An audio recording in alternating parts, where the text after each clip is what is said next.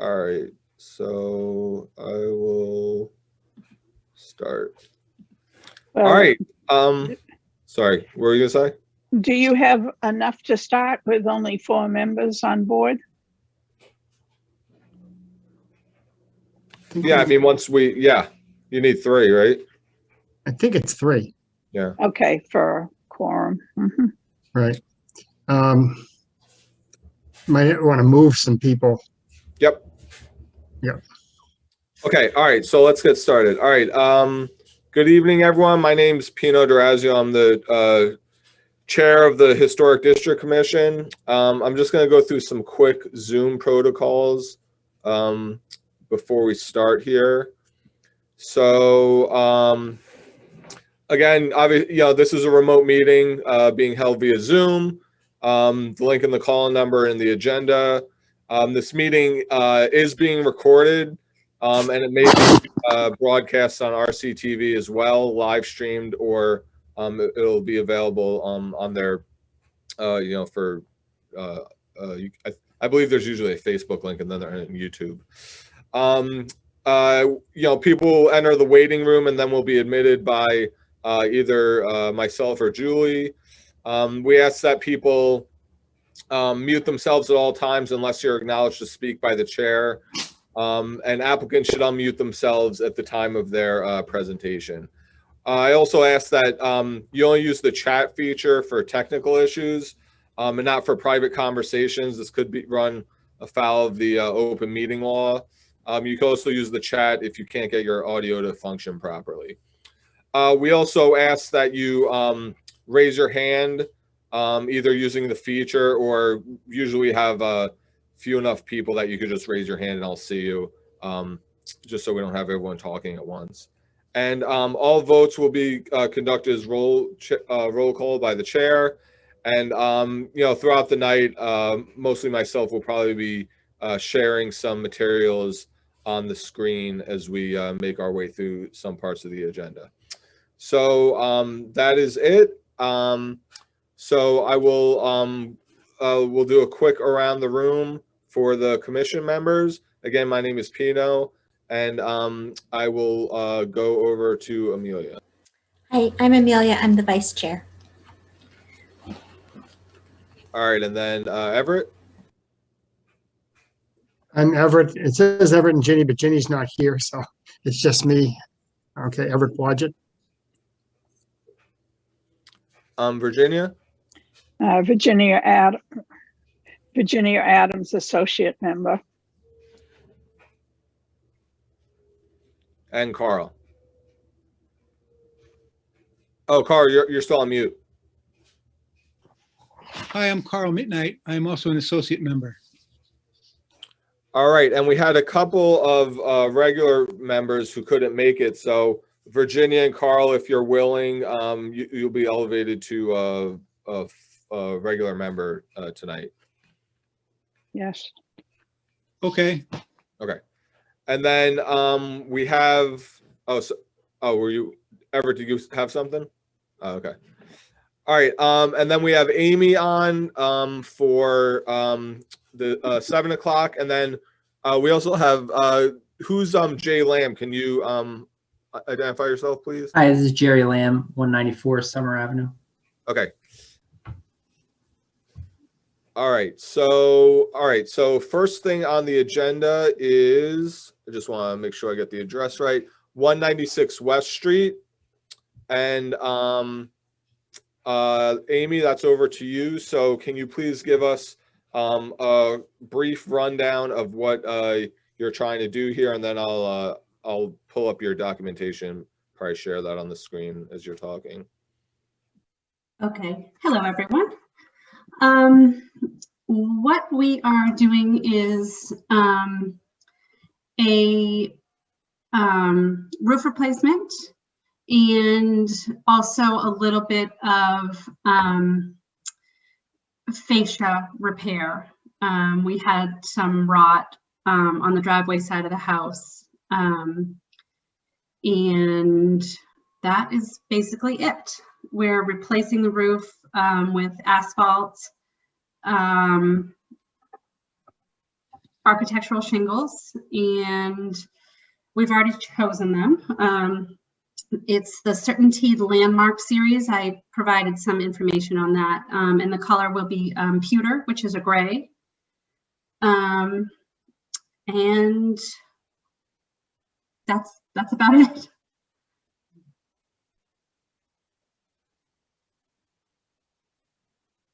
All right, so let me just, you sent in a couple of documents, so let me just, so here is the application, replacing asphalt roof in kind, landmark series, like you said, in pewter gray. And then let me just pull up you sent a picture of your house, right?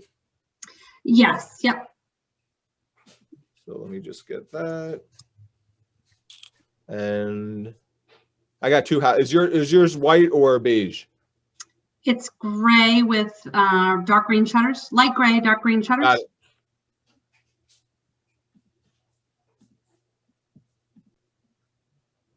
All right, so here's the house. Correct. And can you just walk us through the color of the roof again, please? Existing or? What you're going for, what you're trying to do. The color is called pewter, and it's a medium gray. Right now, you can see it's kind of the mix of green and gray, which was popular a long time ago. So it will just be kind of a medium gray.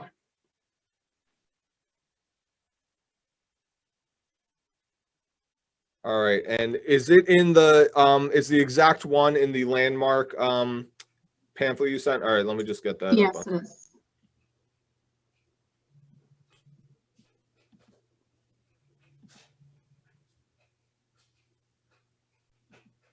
Oops. Sorry, give me 1 second. Oh, I have to open it. Sorry.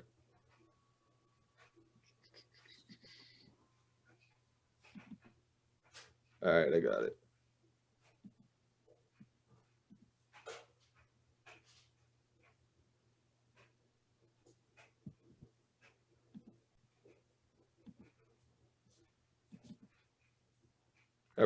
Can everyone see that? Yes. Yes. Okay, and Amy, do you know what page your specific shingle is on? I don't. Okay. There's a page that has a bunch of colors listed, I believe. Yes. I believe they're labeled. Yes. What was the color again? I see silver birch, cobblestone gray, Georgetown. One called pewter. Okay. Oh, pewter. Okay. Burnt sienna. I thought it was in there. Hmm. Pewter wood? Pewter wood. Pewter wood. I'm sorry, right there. Pewter wood. All right, does anyone have any questions?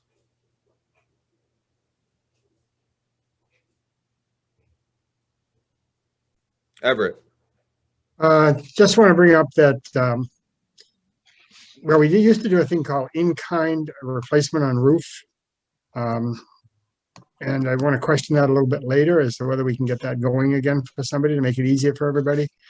We don't have any jurisdiction over color, but it's nice to know what color it's going to be. And what I'm concerned on is the comment or questions on repairing some wood rot. Those soffits or eaves, they're kind of like the molding piece that's underneath the edge of the roof.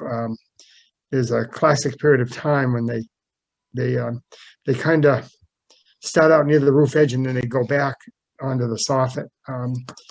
Is that what's being repaired? Yes. Yep. Since we have everybody here, there's cars and everybody here, I would think we could probably include that in a certificate of appropriateness, if that's what we wanted to do.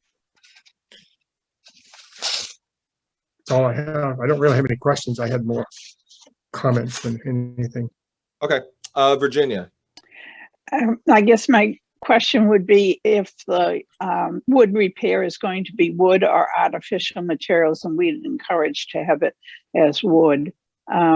Also, if you wanted to put gutters on, I believe that gutters are not and downspouts are not in our purview. So just so you're aware of that. Okay. So the repair would be wood. We are contemplating adding gutters at a later date. So we're also contemplating, and perhaps you guys need to weigh in on this, instead of the curved molding that's there, it would be a flat fascia to enable us to later install gutters, is what we were thinking. Mhm. Okay. All right. Any other questions from anyone on the commission? Everett. A question that, Amy, if you do the roof, are you going to change those fascias? That would require us to deal with that because that's a change. That's an architectural feature of the house, Okay. and so that makes it a little bit more of an issue. I don't know if it's a huge amount of issue, but it's more of an issue. And again, I happened to walk by the house the other day. It's right just up the street from us, and noticed, I said, gutters going to be hard to attach to that. They'll be like free hanging gutters, Right. right. Which tend not to last. In my opinion, they tend not to last as long. So if you're doing the roof, you'd probably want to change your fascias, so you got to put that onto the application. Although later, if you put on gutters, that would be a certificate of non-applicability, I think, because we don't have jurisdiction on it, but it still would have to go through the board, Okay. I don't know if I've explained that well or not. Yes, yeah. We didn't include the gutters because honestly, it's not likely that we're going to do them. So if the easiest thing to do for approval for the roof is to replace the shaped molding the way it is, then we have no problem doing that. As I had said, I think that's what you want to do in the long run that would make a big difference to you. But again, I think it's an architectural feature of the house. It comes along with the green and gray roof. Yeah, I know. Yeah.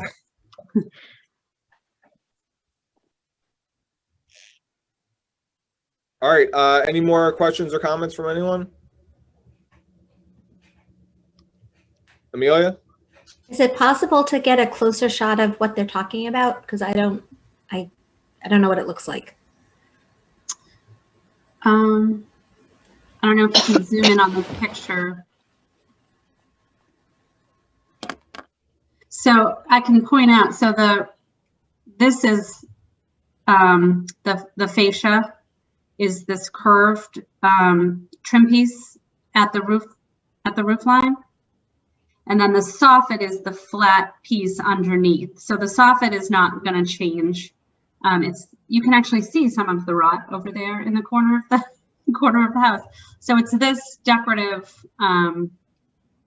molding piece that is having rot issues on the driveway side of the house.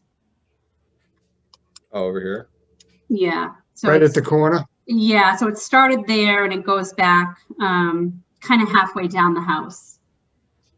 So the cheaper thing for us to do is to just replace that side in kind with, or as closely as we can match the rest of the house, which is likely what we will do. So replace the roof and just repair that one side to match the rest of the house. So the piece we're talking about looks sort of tiered? Yes, it has. Yeah. Okay, thanks. Yep. If you walk by the house now, so this picture is not exactly current. That piece is gone. It fell off the house. I'm Which gonna is what throw, started this whole adventure, the whole roof adventure. Yeah, Ever, go ahead. do you know the current lifespan on the roof up there right now? Well, Any idea? It's probably a good 35, 40 years old. Okay, it's met its deal. Yeah, because we bought in 03 and clearly haven't touched it. And we were told that it was due or could come due soon after we bought it. The other thing I was going to throw out a comment, and I don't know how the board or the commission feels about it, but if you have the same sort of trim in the back of the house, you might be able to, if you had enough there by the width versus the length, certainly use it to shape a new piece if you can find a facility that does that. But you might be able to change some of that if somebody could get it off and put it on the side, if you only had to replace like 10 feet of it or something like that. Right. And keep That's a good original idea. on the original front of the building. Yeah, it is. It does go all the way around, and that's a good idea, actually, if we're not able to match it. Because sometimes you have to get custom knives made to make certain moldings. And I do have a resource for that. Actually, I work for a restoration company, but it can be fairly costly, especially if it's not something you would use again. If the rest of the commission would like to sound in on that, because we don't have jurisdiction over the back of the building if you can't see it, I guess, even though the whole roofing job is involved. But I'm just trying to think of alternatives where you could replace it as best you could and where it's most seeable. Right. Okay. Sorry, that's my 50 cents plus some change.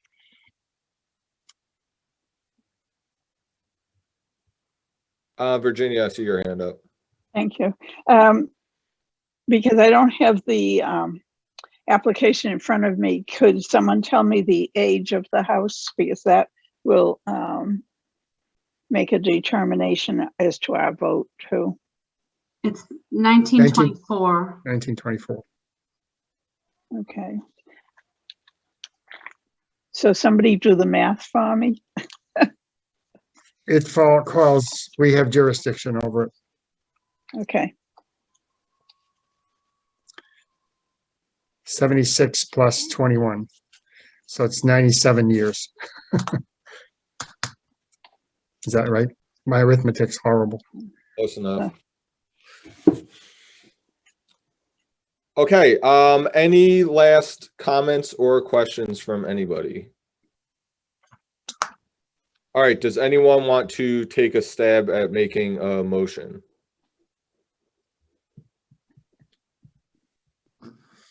I will do this one. Somebody else can do the others. Okay. I make a motion that we accept the roof in-kind replacement with the possibility of having to change some molding up near the fascia and the soffit, and possibly replace it with material from the back of the roof if necessary, or if that works better for the applicant than having, sometimes they require you to do a certain amount. So I guess that's it. All right, I will second the motion. And all right, well, so we can do a roll call vote. So first up is Amelia. Yes. All right, Virginia, Yes. Carl, Yes. Everett, Yes. and Pino is a yes. So 5-0. All right, so we will so for this one we do not have to do any Oh, wait, correct me if I'm, Ever, we don't have to do a butter for, No, I don't believe so. yeah, I don't think so either. Okay, so I believe all we have to do is draft up the certificate and send it over to you. So that should just take a few days. Okay. And Amelia. Just Amy, to make sure I get the certificate right. The Landmark series shingles, there's like 4 different lines by the same company. Which one are you using? The architectural, is that one of the choices? I don't have the brochure in front of me.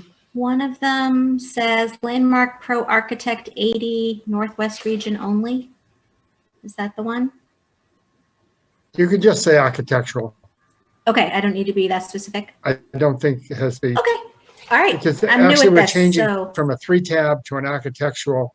There's this slight little variation because of the requirements of weather and roof angles and all that. So it's a requirement that meets automatically. okay, then I'm all set. Yeah, so a couple days probably.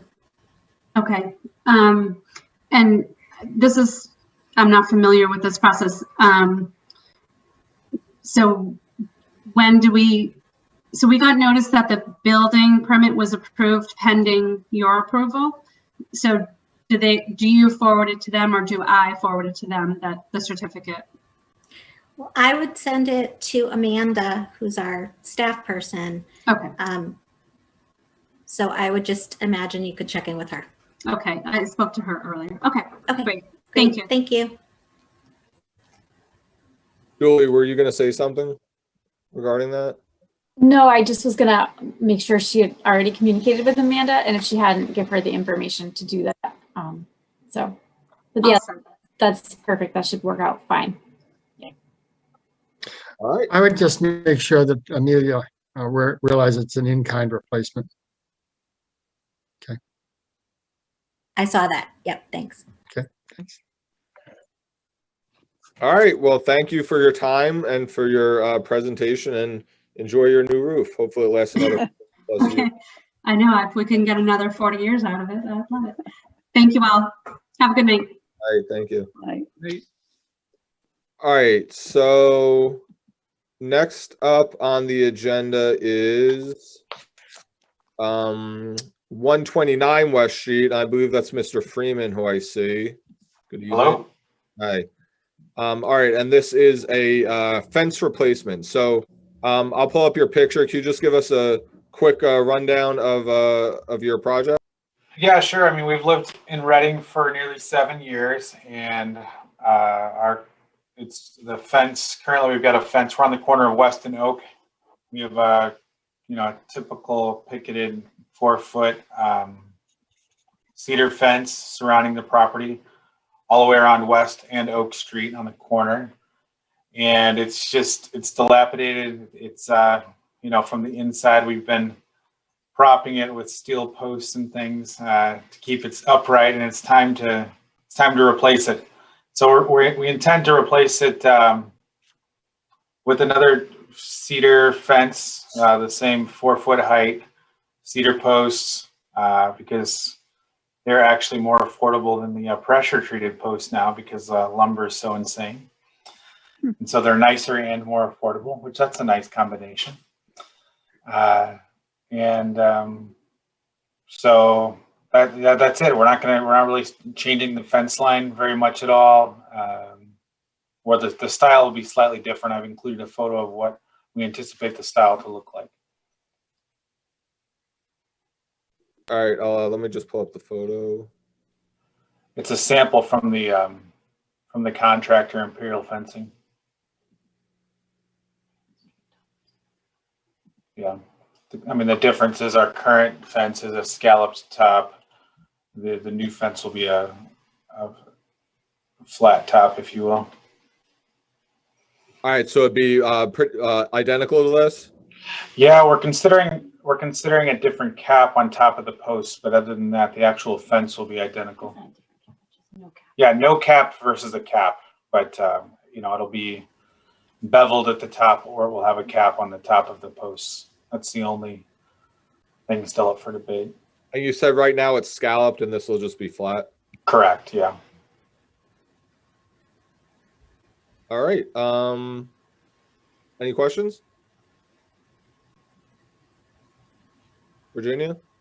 I'd just like to congratulate you for going with wood, and there's a lot of fencing, but it's going to make a good appearance, and we don't have to fight with vinyl, so thank you.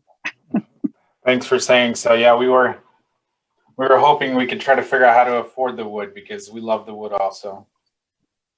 All right, Carl, I saw your hand up. Oh, it's going to be a 4-foot fence, correct? Correct. Okay. All right, and Everett? Is it currently a 4-foot fence or a 3-foot fence? Do you know that? It's currently 4, but because of the scallop, I believe in the middle, it dips a little bit below 4. But at the edges, it's 4. The posts okay. are. Yeah. Does that make sense? So it appears like it's a little shorter because it's scalloped, but that's just each 8-foot section. But it's still called a 4-foot fence. Yeah, I remember when the other one went up, but I couldn't quite visualize it, and I didn't walk that far. Yeah. Well, when the work's being done, I'll invite you to come help. No thanks. I've dug my own. I'll lend you my post hole digger. Yeah. I thought about doing my own, but it's pretty long. Yeah. Yes, Virginia. Is this just a picture from the catalog? Because I notice in the very rear of it that the fence elevates up to a higher dimension. That's a great question. This is just a photo of our contractor's work at another property, but our fence will not have that rise. Good, thank you. And sorry, I don't know if you said, but so how many feet of fencing approximately? Oh goodness, a lot. More than I wish. Yeah, I mean, is it like? Is it it's literally around the whole front property. I mean, it's on the West Street and the Oak Street side, and then it'll wrap around by the driveway. So, it's almost identical. It'll be almost identical layout to what currently is there. And so, the only opening is between our neighbor's property and ours. All right, Everett. The driveway is not going to be included. Is that going to be gated or? The driveway's on Oak Street, not on West Street. I know where it is. Yeah. Yeah, and so the fencing just goes around the grass, but the driveway is still open to Oak Street. Okay, it's going to like be it open. currently is. Yeah. I don't think your application is in when I walked by there one day, and I think you were hiding behind the woodshed. I happened to see you out there, but that's all right. I would introduce myself and yourself if that was the case, but you don't live very far from me. Oh yeah, well, come say hello when we're not in this box. Okay. Yeah. All right. Anyone else? Questions, comments? All right. So I guess I'll do the motion. Okay. So Pino, I've got a question, I guess. Is it procedural? Is this an in-kind or is this not an in-kind? Or are we going to have to do the abutters? It's kind of rude where there's already a fence there. I just don't know how we're going to draw that line. yeah, that's a good point. So it's a 4-foot cedar fence now, right? It's the only difference that it's scalloped versus straight. Yeah, it's still a 4-foot cedar fence. I mean, everything's almost identical. It won't look identical because like the current posts caps are long gone and rotting. The top rail on the fence that we're used to exist on the current one, it's on every 4th section. 3 out of 4 of the sections, it's rotted off or blown away in windstorms. And so, yeah, I mean, it's in kind. It's just hopefully a lot nicer. I guess that's what I was shooting for, is if we could do it in kind, it saves this gentleman the weight and the effort and the cost of putting out to an abutter and all that. I really kind of feel it's in kind. Does anybody have a problem with that? If it's in kind, does anyone disagree? It's the same height, same material, same location. I think it's in kind, in my opinion. Yeah, I'd agree with Everett. Okay, so I'll just work into the motion that it's in kind. If is that the way to do it? I mean, I don't think we have to vote that it's in kind, right? Maybe your vote for the motion will reflect that. I think it would, if the notes show it, I wouldn't object at all, just as long as it's there someplace for us to say it's in kind. Sure. And he does his own whitewash and brushwork, I guess. Tom. All right, so I move to accept the certificate of appropriateness for an in-kind 4-foot cedar fence for 129 West Street. Second. All right, Virginia second, and we'll vote. Amelia, Yes. Carl, Yes. Everett, Yes. Virginia, Yes. and I will vote yes. So certificate of appropriateness is approved by 5-0 vote. And you heard the back and forth, Mr. Freeman, about issuing the certificate. Did you already apply? No, you don't need a permit for this fence, right? No, fencing does not need a permit unless it's over 6 feet. Yep. All right, so you should be getting something from us in the next few days. And so then we can have him start the work as is able. Yep. Okay, great. Can I ask you just a couple questions unrelated to this project? Sure. Because this is the first time I've got to meet all of you lovely people in this great committee. And so, if I think our roof is good for a while, but so it sounds like if we replace the roof, we would come before you. That correct, based on the last conversation. So really anything that's on West Street that can be seen from West Street, we would talk to you. Is that right? From the public way, yes. That would include Oak Street. Okay. If it's visible from any public way, then it's under our jurisdiction. Got it. Because the house is on West Street. Right. Yeah. In the district. But it's on the corner with Oak, so it's visible some way down Oak Street. I understand. Yeah. Okay. I just, But it's not everything. The house forever, but that's probably not reality. Yeah. It's not everything. I mean, I think we would appreciate at least, a notice so we could at least, tell you. But, if you go on our website, we do have guidelines on examples that are, exempt from review. I mean, gutters, we just talked about. Paint colors, another one. There's a whole list in there. But landscaping isn't covered. That's not a concern. It's just the house. Well, some of it Well, is. we have purview over, well, over here, right here, non-vegetative landscaping, fences, walls, drives, pathways. Got it. Okay, and then like shrubs, that's vegetation. All right, and then plant materials and trees are. Yep. In the next 2 or 3 years, we're going to need to paint the house or a portion of it. If we keep it the same color, does that need to come before you? Would you like me to handle that one, Pino? Yeah, well, I'm assuming paint color. Yeah, go for it. Paint color is not under our jurisdiction, but we would like to be notified for a certificate of non-applicability. Okay. Okay. Or just so you know it's happening. Right. We live in New England and it's happening with 128 other houses too. Yeah. Okay. So. All right. Well, thank you very much. It's good to meet you. All right. Thank you. Have a great night. You. All right. Have Bye-bye. a nice evening. Yep, you too. Stop by and say hello. All right. So moving along. So 187 West Street's not till 8 o'clock, and So do we want to try to knock out 186 Summer right now? I believe that's what Mr. Lamb is. Are you here for 186 Summer, our discussion? Yeah, I saw it on the notice, so I was just curious what you guys were talking about. So Sure. So does anyone have, I think we can probably do our discussion in 25 minutes. Any objection to that? Nope. Okay.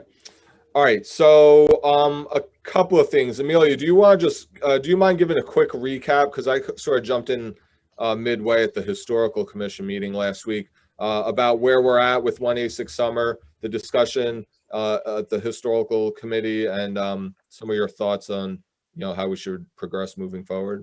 Right. So there are two, well, one actual deadline coming up.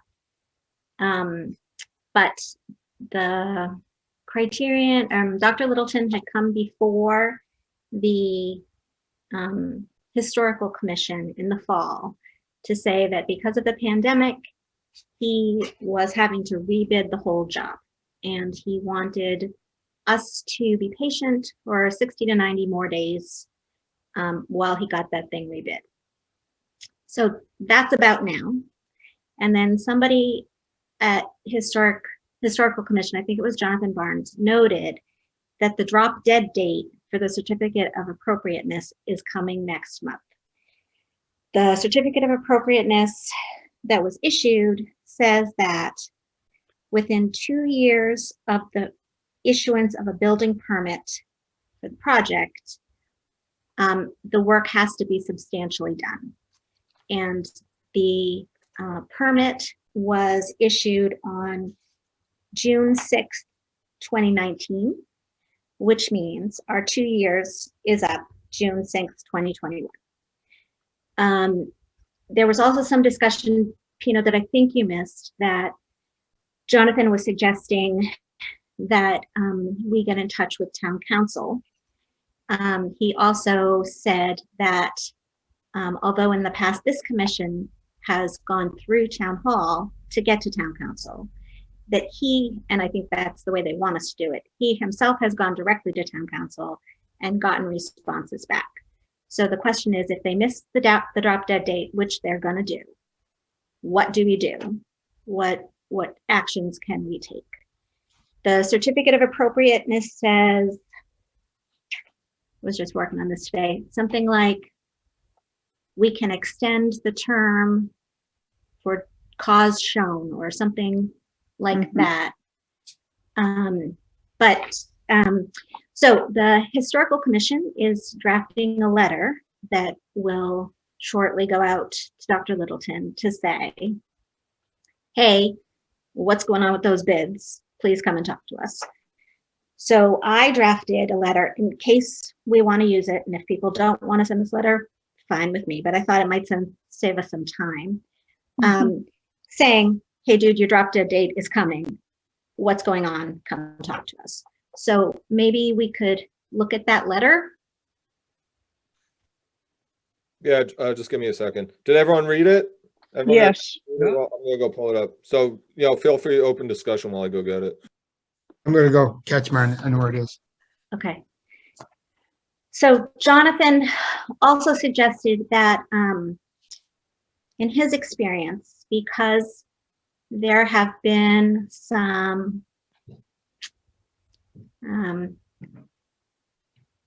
Dr. Littleton, I'm just going to say, I think he's a little touchy, and sometimes he gets his back up when Jonathan, and in person, when we're trying to talk to him.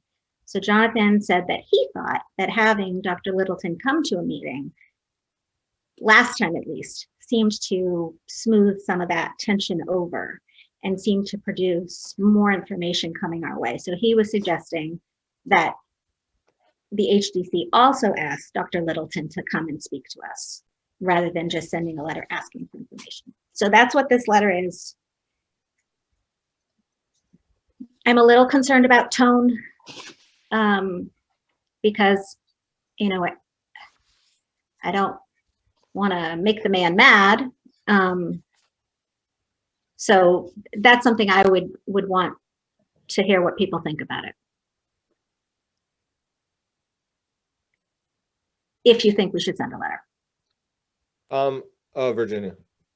I think we definitely should send a letter, and I think the material in there is fine. And perhaps we could have a joint meeting with the Historical Commission and just have one meeting and find out what the story is. I don't know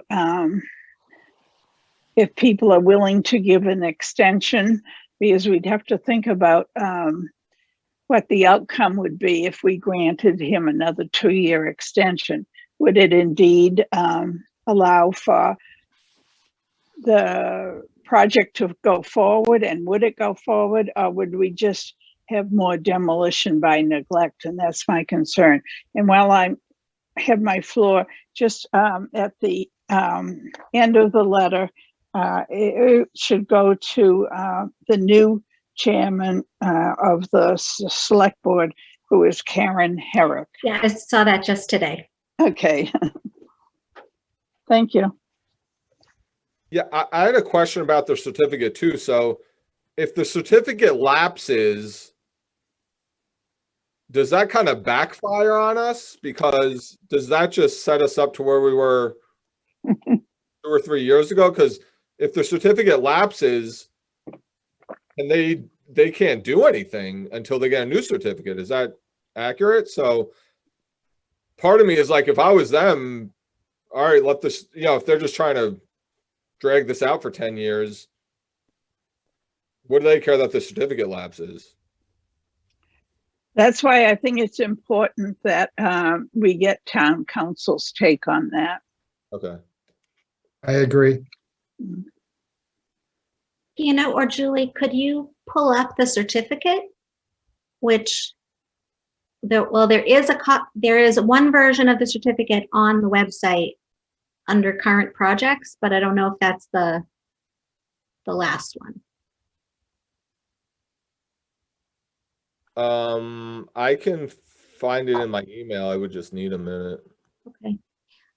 My question about, whether we choose to extend or not, I'm wondering if we choose to extend, do we get to say how long that would be? I mean, because I think arguably, I don't really want to drag this thing out, but arguably a pandemic is pretty good cause for some sort of extension. Maybe we say give you a year. I don't know if that's an option though, if it has to go by 2-year increments. Everett, do you know? I have no idea. I guess the question is if it lapses and goes past June 6th, do we have a right to extend it later? Does something have to occur before June 6th? Yeah, I don't think so. so. That's a legal type question, I think. And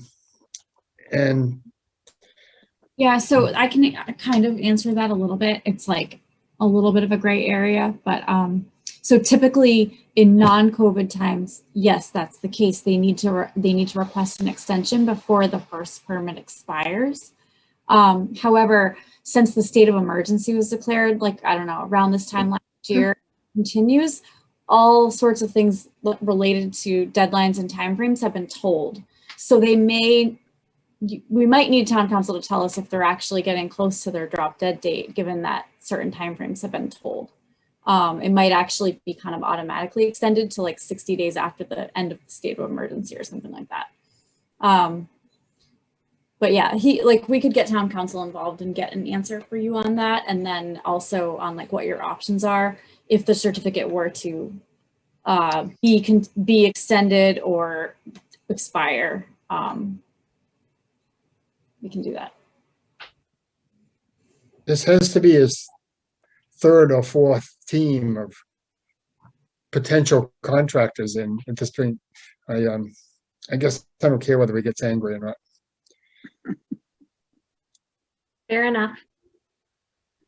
I'm guessing the neighbors also probably don't care. Yeah, I Maybe mean, if- yeah, Yeah, sorry, maybe if he got angry, he'd tell us what the real story is. kind of beyond the being nice phase, it seems like. I'm having difficulty finding the certificate. You said it's on the It's on the HGC website. On the left-hand side, there's a vertical ribbon, and I think it's under current projects. And then there's a bunch of links on that page, but one of them said certificate of appropriateness, which I think might have been 2015. Is that right, Everett? I think so, yeah. I do not retain it. Sorry.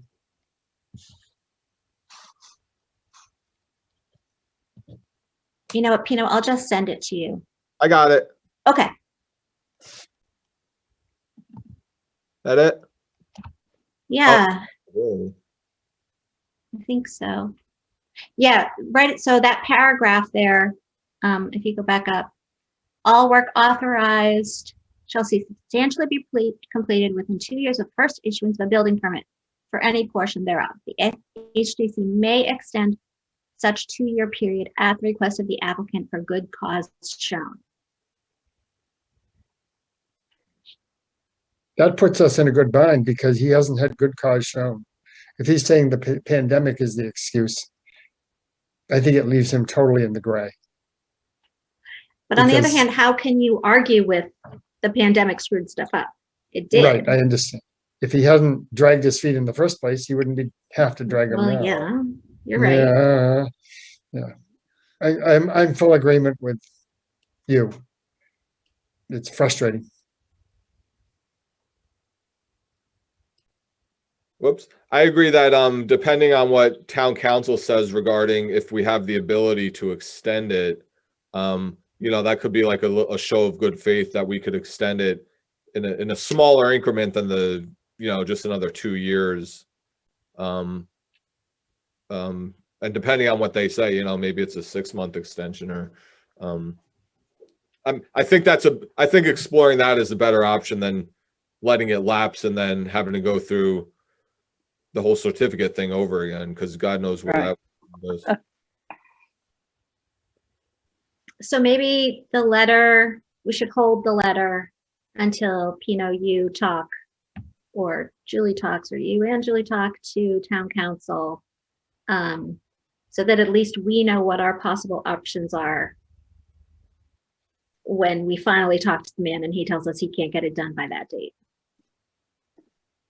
Yeah, does someone, I see Virginia has her hand up. I just want to quickly say, if someone wants to recap the concerns for me in an email, I think I know what you're interested in, but just in case I'm missing a detail, and then I can loop in town council.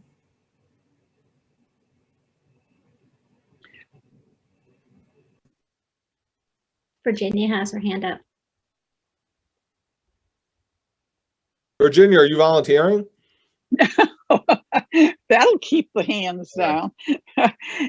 No, my concern is if Julie could check to make sure that the building inspector did indeed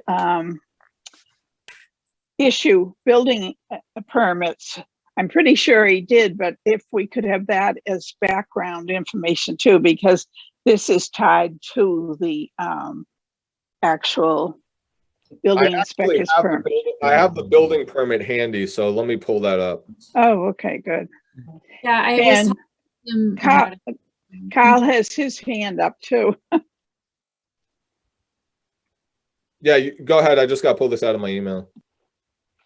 I think I'd be concerned with extending it too far, because to Virginia's point about demolition by neglect, I think that's a real possibility. Right, but if we play hardball, it's also a real possibility. I mean, it doesn't seem like there's any winning No. answer here. It just sort of shades of bad. Right. So I did notice a typo in my draft of the letter, which I believe the permit was issued on June 6th, 2019, not June 2, but you know, you can confirm that. Oh, you have June 6th in the next line. Right, but presumably it should be the same day both places. So. Right. Yeah, I didn't catch that. I caught it, but I didn't know why.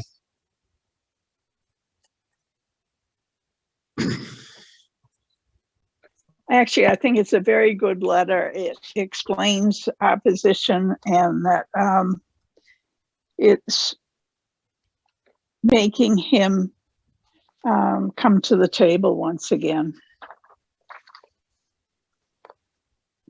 Yeah, I'll put the- I also think that it's dry and precise enough to let him know that we're not happy. Okay, so hold on. This isn't, so this is a letter of Everett signing off on the building application. All right, so that was back in May 2019. Just give me one more second. Let me see if I can find the actual building permit.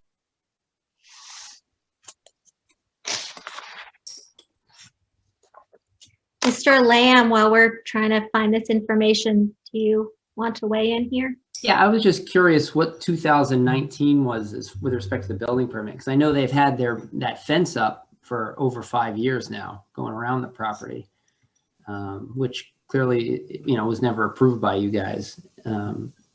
So what's 2019? Did they re-get a permit to build? That was through the town hall. That's all I can remember about that. And there were several changes of who was doing the work. And I think they made them, you can't use a different company under the same permit. I think that's what we'd be seeing here, but it's not out of anything we did. It's out of the town hall building inspector's office. I guess the point I'm making is that 2019 date, he's been threatening to build for several years now, and for whatever reason he stopped. So 2018 seems like, recent, but it's been going on much longer than that. Excuse me, but that's when the certificate of appropriateness was certified, when it was issued. I thought that was 2015, no? Well, I'm trying to read what you wrote. I may be mistaken. I think there was two. What I show, what's on our website is a certificate of non-applicability, and then the appropriateness was, June 2019, right? Because that'd be 2 years ago. Jesus, seems like it should have been longer ago than that, but I don't have the memory bank for it. 5 years ago. I remember we were. Oh, I'm sorry. It's 2 years once they commence, right? Yes, it's 2 years once. 2 years once the building permit is issued. So he had building permits which lapsed, and this is the most recent one he applied for, I think. I'm sorry, Julie, you were going to say? So it's all a bit confusing, but I do remember I had just started working for the town, and this was one of my first meetings when I believe it happened at the Pleasant Street Center, and it was Historic District Commission and Historical Commission, and you guys were working on your joint preservation restriction. Maybe that's not the right term, for this property. And there were like 3 different certificates. One of them was just screen sharing. And so I think that was in January 2016 when those certificates were finalized and that preservation restriction was finalized. Since then, there has been a series of things that have happened. But I do think that, like, whatever it said about the need for them to apply for a new building permit because certain things about their project team had changed, I think that's correct. I'd have to go back and look specifically, but the certificate my understanding is that once the building permit was applied for, that triggered the 2-year requirement in the certificate. Does that sound right to everybody? That sounds right. Also, when we did the tour of the building, the joint tour, and again, dates go by me, that was a new team that had just been hired in. And basically they were looking at the project as we were looking at it, I think, maybe a second time. But so I know that there was initial several delays in there, and then they finally applied for the certificate, the building permit later. So it doesn't show with when we think it should show. It should show from about 6 or 7 years ago, but they didn't immediately move on that. Virginia? I'll yield to Carl and then I'd like to speak. I I didn't have anything. Oh, your hand is still up. Sorry. I'm sorry. I think we need to prepare all our past events so that they can be presented to the town council, because I'm not sure they're willing to check out the whole timeline. But I think it's up to us to prepare a good timeline and present it to him. Is that right, Julie? Or do you want to do that? So I have some of it already pieced together, and there were some emails to town council, like, I don't know, that might have been 2 years ago at this point, that kind of laid out some of the details, but definitely having you help fill in some of the parts where I'm big. And then, I mean, I do know between me and you guys and Kim and other people that have been around for this, I think we can compile a time frame. In the near future, because of this deadline that's coming up, I'd like to get a response from town council prior to that. Amelia, did you have your, oh, there you go. Yeah, we could also check in with Jonathan, because I'm getting my dates from him. And I know that he said he has at least once gone to look at the actual physical file. He's a lawyer too, so probably he, you know, this is lawyers speak, right, and the things that they look for. So hopefully between all of us, we could get the timeline down. I can put an email together for Julie with the concerns and our at least current understanding of, you know, doomsday is coming. But maybe somebody else could talk to Jonathan and get the timeline. Yeah, I can do that. Okay. And then we can talk to Julie, and Julie can hopefully get us in touch with town council, you know, next week. Would, you know, the town hall doesn't work on Friday now, but hopefully next week we could get in touch. Once we have everything together, I can forward it to them. I can't guarantee we'll get a response next week, which is also town meeting. Oh, right. Two other like major competing priorities, but I can, as soon as we get the information compiled, I can forward it along. And I also, I saw an email from the newly elected select board member, right? That had some questions about this. Oh, yeah. So Everett, that was, remember you took a picture of the sagging front porch bit? Right. And you sent it along with emails you had gotten from one of the Well, abutters. Jerry had spoken to me because he had spoken to Oh, that's you. Oh, okay. The new select person. And that's what precipitated that note that we had a letter from him.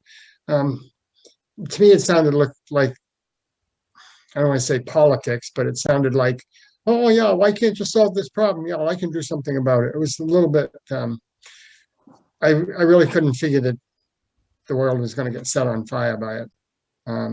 We do need a fire in the right place. Be very careful when you say that. I know, I thought about that just as I was saying it. No, it didn't sound right. Well, what I also can do is I have 2 fairly large plastic bins. Oh, hooray. Plus a couple of miscellaneous piles. I'll flip through it and see if I can find anything that has what I think is I can't guarantee it because I got so many multiple copies of things that I well could have thrown up in it. It was awful. I'm still wondering at the state level if there's some legislation that puts them under any responsibility at all. This seems like the use of the state law against the public. Well, what are you talking about? The well, they are. I remember that question came out last year where we thought they weren't paying property taxes, but they are. Yeah, something else. No, I'm really thinking at the state level, like Mara Healy might know, or something like that, that says using a thing like the Dover Amendment under the name of education or under the name of religion should have some responsibility that goes with it. And I'm not seeing the law have any responsibility or requirements of their responsibility. I would hope that there were some. That's all I can say. You know, Mr. Corwin has his hand up. Oh, sure. Go ahead. Hey, how you guys doing? Hi. Hey, I just wanted to chime in. I live across the street, 199 Summer Ave, and so I just wanted to weigh in and just basically say I think it's time for us to get more pressure on them, not go light, not go easy, not give them any benefit of the doubt, because we've been doing that for years, and they've done nothing, and they know, and that's what they're expecting the town to do, nothing. And they're just playing it out. This is the third time, I think, right, that they've said, oh yeah, well, we're going to be starting in 3 months. Or 6 months ago, I think they said that at a historic, not a historic district meeting, but a historic commission meeting. I think they were brought to that. And they said, oh, we're starting in 3 months, blah, blah, blah, blah, blah. And that here we are in, April. And I think that was in like November, something like that. So it's just frustrating, that we have to look at this, and then, because I had talked to the historic commission, what's it, last week, Virginia? Was that when that was? Yeah. And asking like about the fence and getting rid of the fence, because there's nothing going on. And I thought, no one seems to want to take any not responsibility, but like authority on this. How do we get somebody to do that?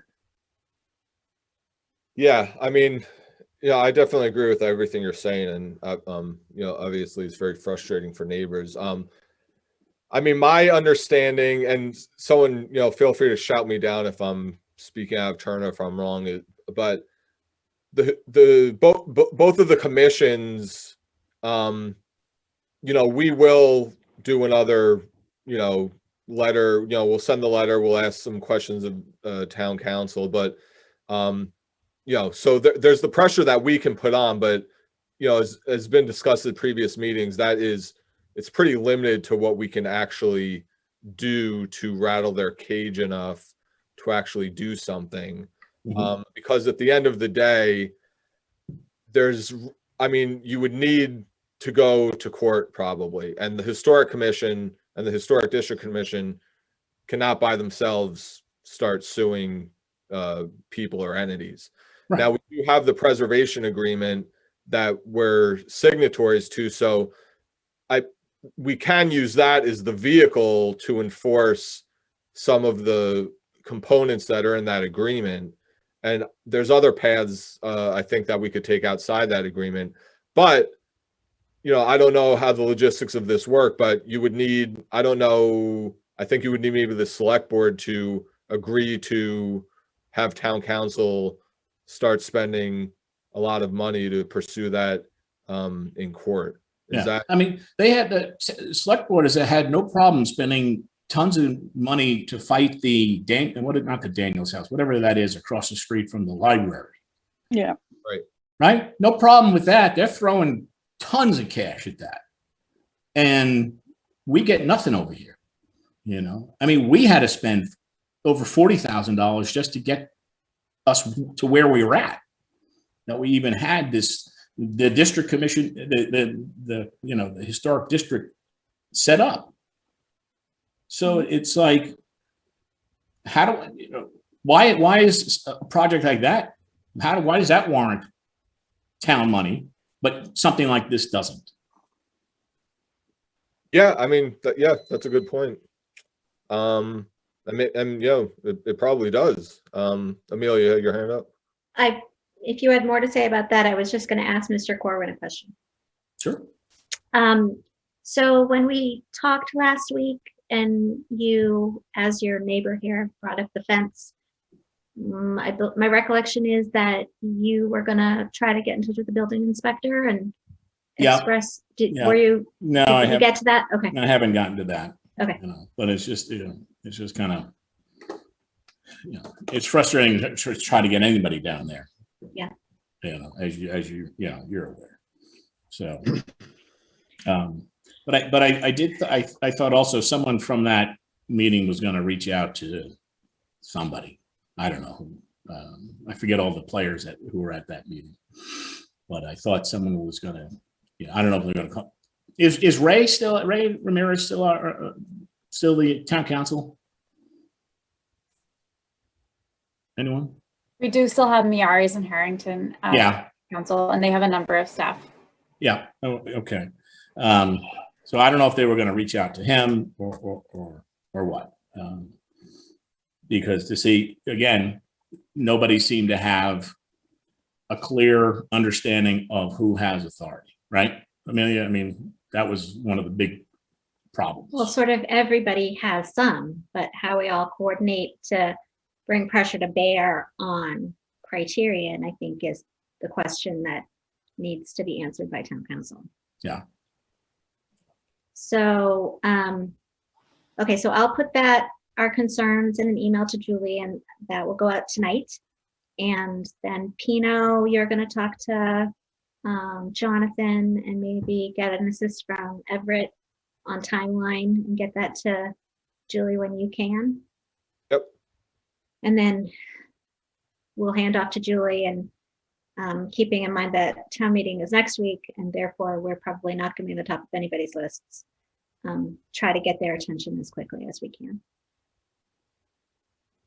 I guess what I've been thinking right along is there has to be something at the state level that disallows what he's doing.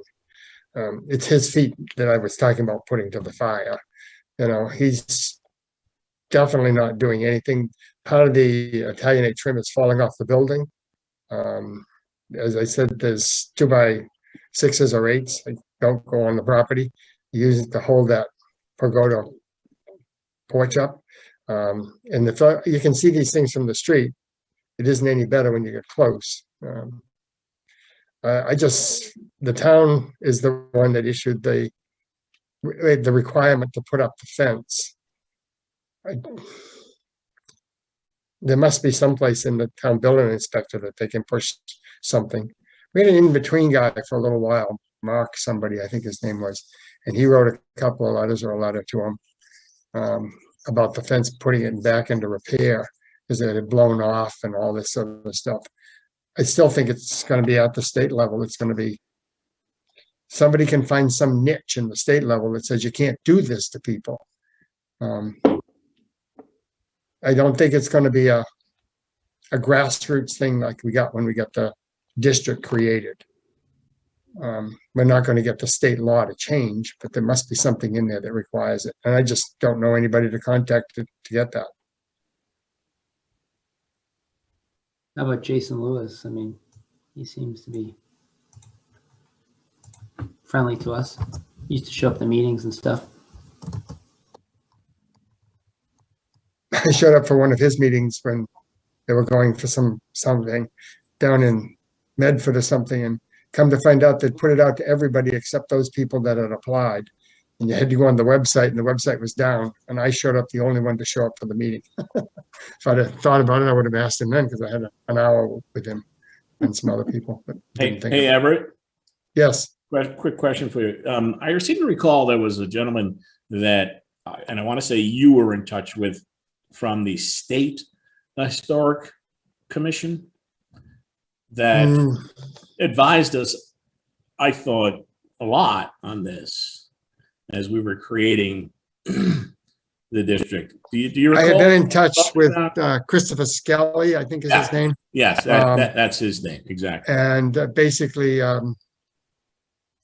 whitewash is cheap. Yeah, I mean, I know we got to a point where he just kind of like wasn't really, he didn't want to fight the Dover thing either. And he just kind of acquiesced to it, and then he kind of went away.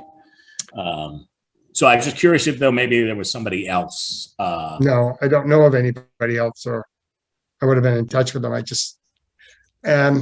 I did call. I don't know who made the judgment on the actual creation of the historic district, but it was a very tight timeline right at the end. Yeah. And I called down and I needed to talk to somebody, and I just told them the way it was. I said, if you want this district created, you got to do it now. You can't wait until next week. And it got done on Friday, but I don't know who that person was that really made it happen. Yeah. Kathy Greenfield, right? No. She might, yeah, right. Or Cinda might know. I was so flat and so demolitioned by that time. Yeah, no, I know. It was, and things haven't gotten much better, right?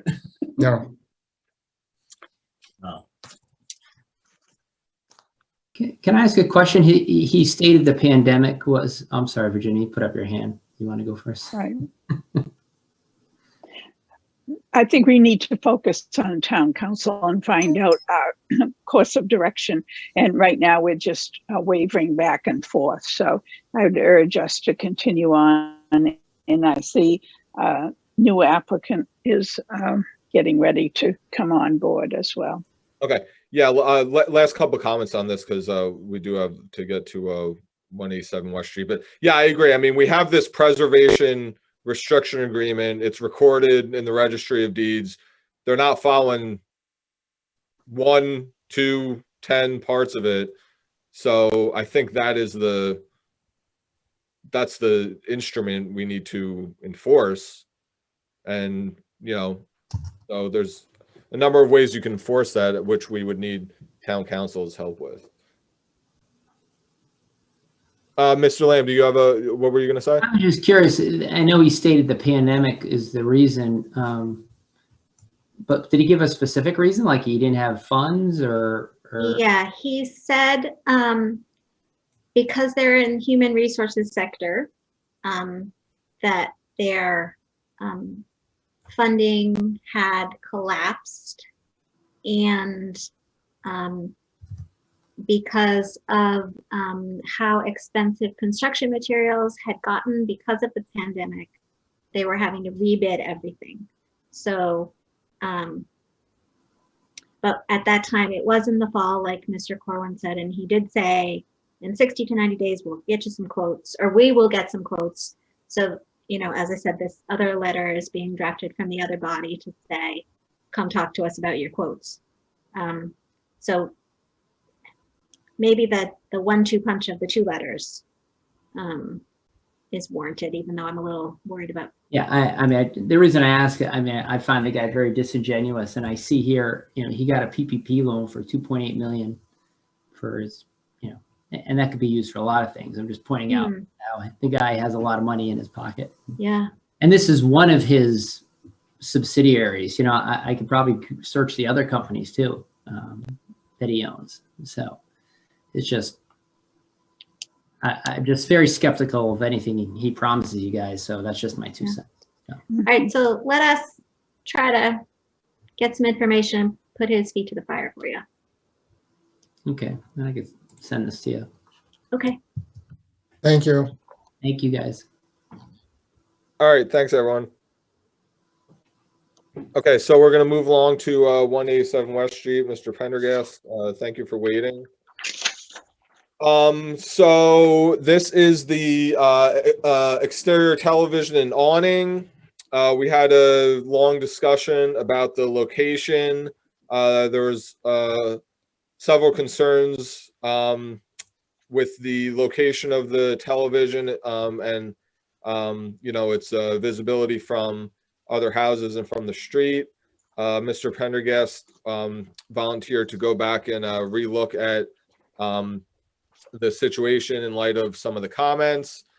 He sent a proposed change that I emailed to everyone. Did everyone get a chance to review that? There was some narrative in the email that in a picture. So I guess I'll kick it over to you, Tom, to see just where you're at with you know, your discussions with your you know, family contractor, et cetera, on the television and the follow-up that you sent. Sure.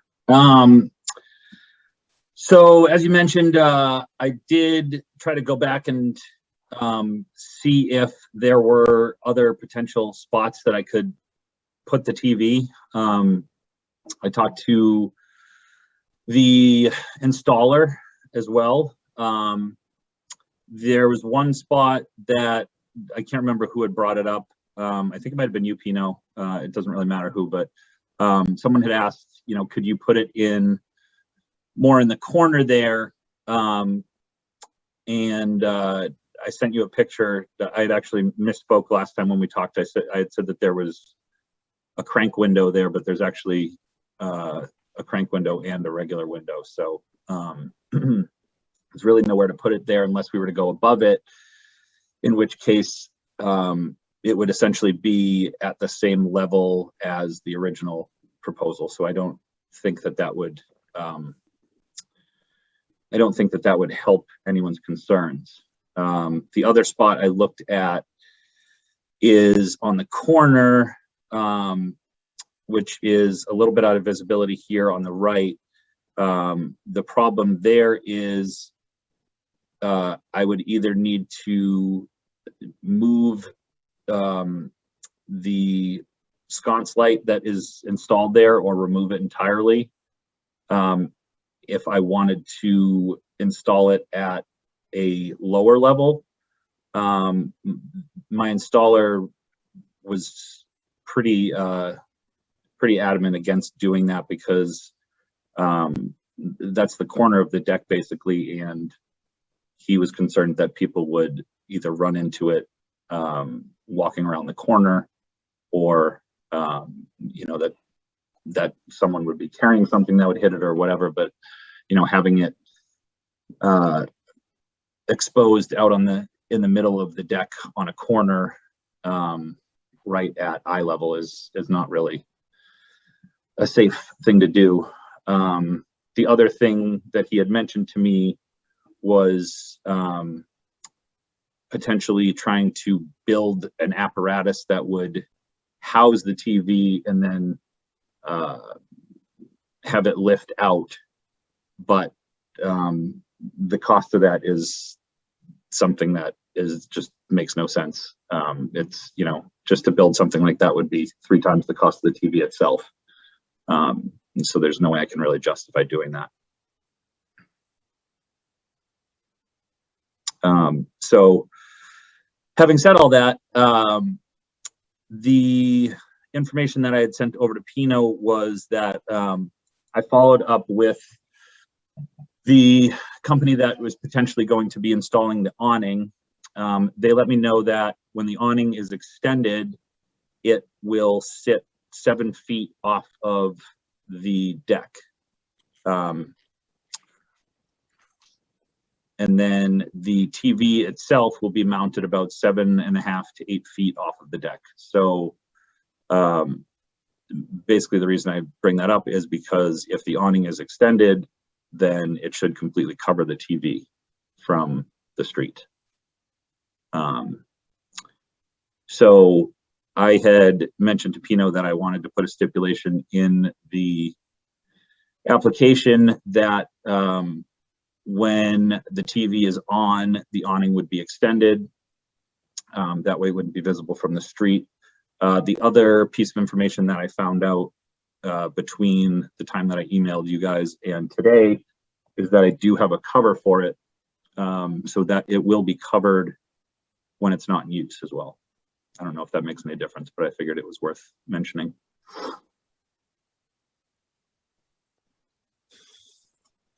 All right, any questions?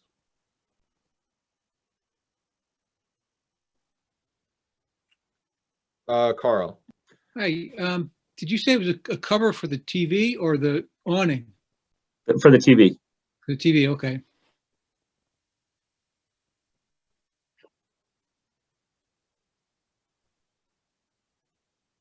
Everett.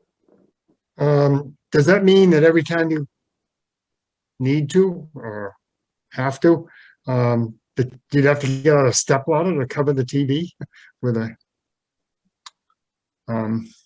you know, your patio doors underneath there have to be 6.5 feet. Yeah, I think so. that's one thing that I wanted to, actually emailed my installer about that to ask him if there's a way for me to do it. I don't know if there's maybe any kind of tool that would allow me to do it from the ground, but I didn't hear back from him in time for the meeting, so I don't know the answer to that definitively. My assumption would be yes, but I don't know for sure. Yeah. Seems like a big labor of love for TV. I'll show you what the off switch is. I'm not a big TV fan. So Virginia? Recently, when I drove by the property, the gates were open and I could see inside your yard, and noted that the patio is elevated by a couple of feet. Is that correct?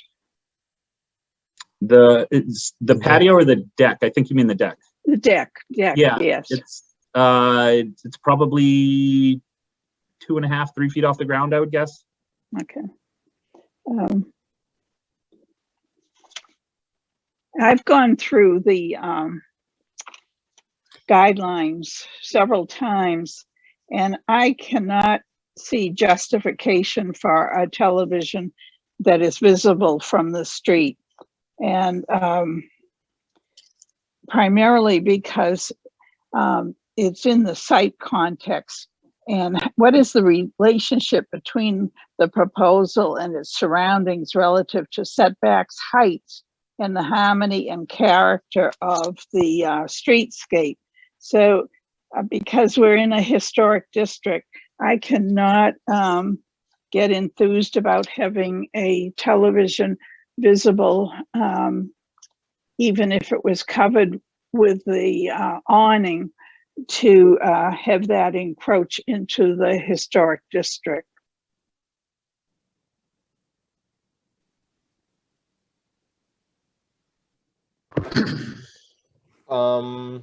Okay. Anyone else?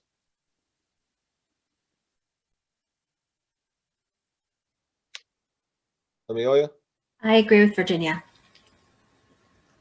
Everett? I also have some feelings on the awning. Awnings, when they're on individual houses, residents, they usually are for a window, possibly some might cover for door. They're usually not for in this case, patio door, a window, TV, along a section like that. On a business district, you would find awnings over the large plate glass windows in the front. Not necessarily historically, but that's basically the way it was. We don't see them as much anymore anyway, which makes them kind of like a lost species. I just don't know that it meets the same requirements as I do understand it's covering the deck, but I am feeling much the same as the others, that it really isn't wrapping up to a good historical reference in a historic district. Julie, can you just recap the requirement for the permit for the awning? Yeah, it's basically what you just said. So awnings are required to have, you are required to seek a building permit to install an awning. The building commissioner wants to ensure it's installed correctly and that it won't easily come off the house in like the case of a hurricane and then become like a launching projectile or some kind of hazard to the area. So, among other things. Okay, and Tom, you I'm just pulling up your email again now. So you said that well, you sent the picture of the corner, and you said it's because the you said well, I'll just read it.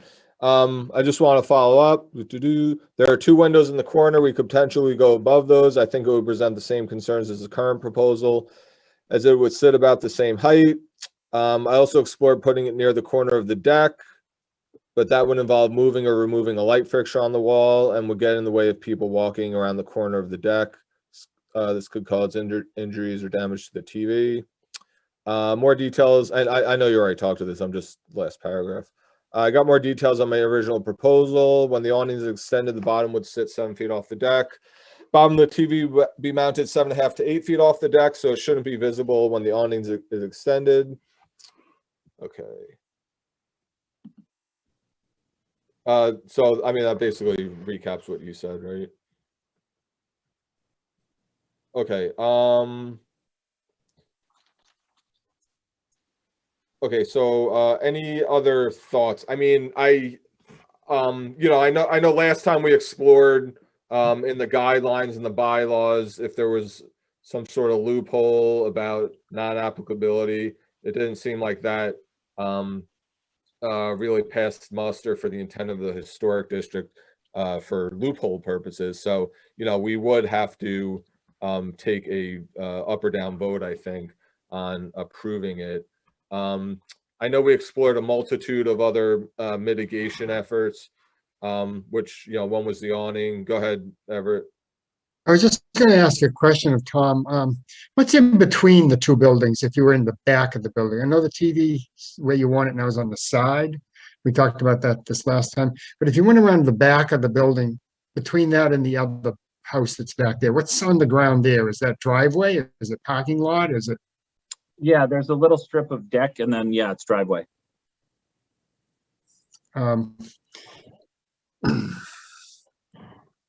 That driveway is basically a parking spot, though. It's not, it doesn't go through to the other lot or anything like that. No, it's, yeah, it's used as parking. Yeah, I would think you could have two nice features, a ground level patio back there. And Sorry, you broke up. Could you repeat that? I think you'd have two nice features. You'd have a deck and you'd have a deck that you could step down onto and go to the patio, which is in back between the two houses. And possibly the TV could be mounted on the back of the house, in between the two buildings. Am I not explaining that correctly?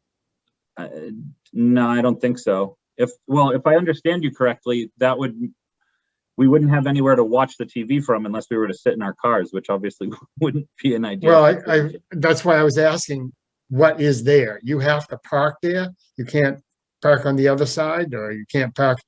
I don't know what's in between the two buildings, and therefore create that space into a non-visible patio. I'm not looking to create a huge project here and turn my driveway into another outside area where we can spend time where we already have a deck.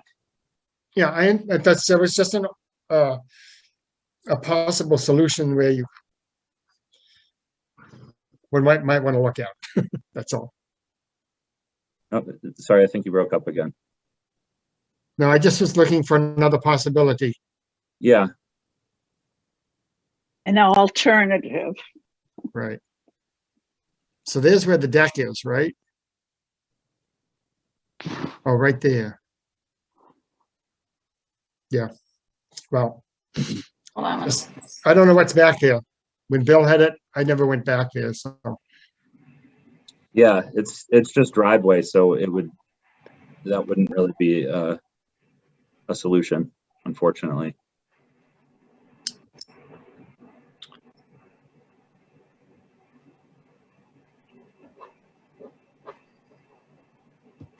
I think I see you thinking about this. No, I was just going to mention, I also, I did, Everett, I know you know Bob, who lives next door. I did talk to him about the TV, and you know, he had no problem with it at all. He was like, yeah, I think that'd be great. I think that'd be a lot of fun. So I know his house. Sorry, go ahead. I know his house is an apartment. Is the apartment on that side of the house? And he lives on the other side of the house? I don't know. I can't remember. It's been a long time since I've been in there. Yes. Well, both. Part of his living space is on that side, and the apartment that he rents out is also on that side too. Yeah. Yes. I just don't know how it's set up inside. Yeah. In the interest of transparency, you know, Greg, another one of your neighbors, wasn't who's on the commission, wasn't allowed to, or he couldn't make it today, but he did share some thoughts about the TV. You know, he's been looking at that location a lot, and he basically said, you know, he warmed up to the idea of the original location. He said he drives by it a bunch, and he said you really need to crane your neck to see it. And he doesn't think that it would be as much as an eyesore as we originally thought it was. Just his thoughts, just want to, be transparent with everyone. Again, that's the extent of what he sent to me when he said he couldn't come to the meeting. Yeah, and I mean, I'd also like to just throw out there too that there are a few houses, if you drive down West Street, that have larger, like bay style windows in the front of their house, and they have a TV on the other side of it. So, obviously that's not something that falls under anything you guys have control over, but it's a similar distraction that you guys are concerned about. Amelia? Sort of seems like everybody's knows where they stand, so maybe we should just vote at this point. Yeah, I think we should vote. I just want to, I think you and Virginia, are clear. I am willing to, because the way I'm looking at it, if he gets the awning and it's down, I don't think you can see the TV. So I'm willing to entertain and discuss a middle ground with that situation, me personally. Amelia? I'd just like to dispute that, because the awning will be horizontal. It has no sides. So having the awning down from some angles means the television will be visible, and it will be visible when it's not on, when the awning's retracted. So, it would only be visible if you were on my property. No, because we can see it from outside your property from the picture that you took from the street. Yeah, when the awning is extended, I'm saying it would only be visible. I'm saying if you were it at an doesn't angle that have you were a on my property, and you would not be able to see it from the street. That was the whole point of the thing that I had in the email. I disagree with that, because it's not. It's a horizontal thing. It doesn't have a side. So at some point, I'm sure that it will block the people at some point on the street, but there will also be some point on the street where you will be standing outside your house and you can look under the awning. That's just the way geometry works, friend. So yeah, I understand. And what I'm saying is you'll never be able to get vote? close enough unless you're actually on my property. Okay, I would like you to adjust your that's tone. 5 feet tall. Hey, tone. There's a gate there that's 5 feet tall. Pino? And you're not going to be able to see it unless you're on my property. Pino, could you please? Right. Yeah, let's everyone keep it civil. I haven't gone out there with the surveying tool, so I do not know what a awning that's not there would look like. So Mr. Prendergast, if you're saying you would not be able to see the TV with the awning down, is that what you're saying? That's exactly what I'm saying, yes. All right, and Amelia, you think that you'll probably still be able to see it from the TV, right? I do. I mean, from the street or the sidewalk, I'm sorry. At some point, I don't think it's going to come 100% cover the thing. Okay, and the awning will be up, and it's not going to be, the awning will be up, and there will be a TV there. That's I think everyone agrees that you'll see a TV that's off at least when the awning is up. Okay. All right. So Everett or Carl, do you have any other comments? Nope. All right. So yeah, I mean, again, those are my thoughts. I think everyone had a chance to share their thoughts. So oh, I see something in the chat. No. So all right. So are there awnings with sides where it would cover the side and it's not just one piece? Has anyone thought about that, or does know if those I mean, is that a potential? So there is a there's not a side piece, but there's an additional piece that can be added that so once it's extended out fully, it basically drops from the end of it where it's extended to. And I did talk to the installer about that, but he said that that wouldn't make any difference in terms of being able to see the TV or not. He also said it would probably look strange because the awning, the end of the awning is straight and the deck that it overhangs on is curved. So if that came down, it would hug part of the, on the right side, it would hug the railing. And then once you got to the left side, there would be a few feet of space between the end of that fabric and the railing, if that makes sense. Okay. Virginia, did you have your hand up? I just wanted to make sure the applicant knows who are voting members this time around. Oh yeah, so everyone on here is a voting member tonight. Okay. Virginia, Everett, Amelia, and Carl. And does that exclude, sorry, I'm blanking on his name, the one that you mentioned that couldn't make it? Right? Yes. Yeah, he couldn't make it. Okay. All right. Okay. So, all right. So I guess all right. So I guess I'll ask a procedural question. So the application is for the awning and the TV. And I think the applicant has indicated that if there's no TV, then you wouldn't pursue the awning. Is that still accurate? No, other way around. If there, oh, right. If there's no awning, I wouldn't pursue the TV, but if there's no TV, I still do want the awning. Okay, so I believe then we would vote on both of them. Does anyone disagree with that? I think that was part of the question I was asking at the very beginning. Is this one or two separate things? Because if you're going to ask for the awning, that might get approved or it might not get approved. If you're going to ask for the TV, it might get approved, it might not get approved. You put them together, it's a little bit of a tricky thing. Does the awning cover the TV?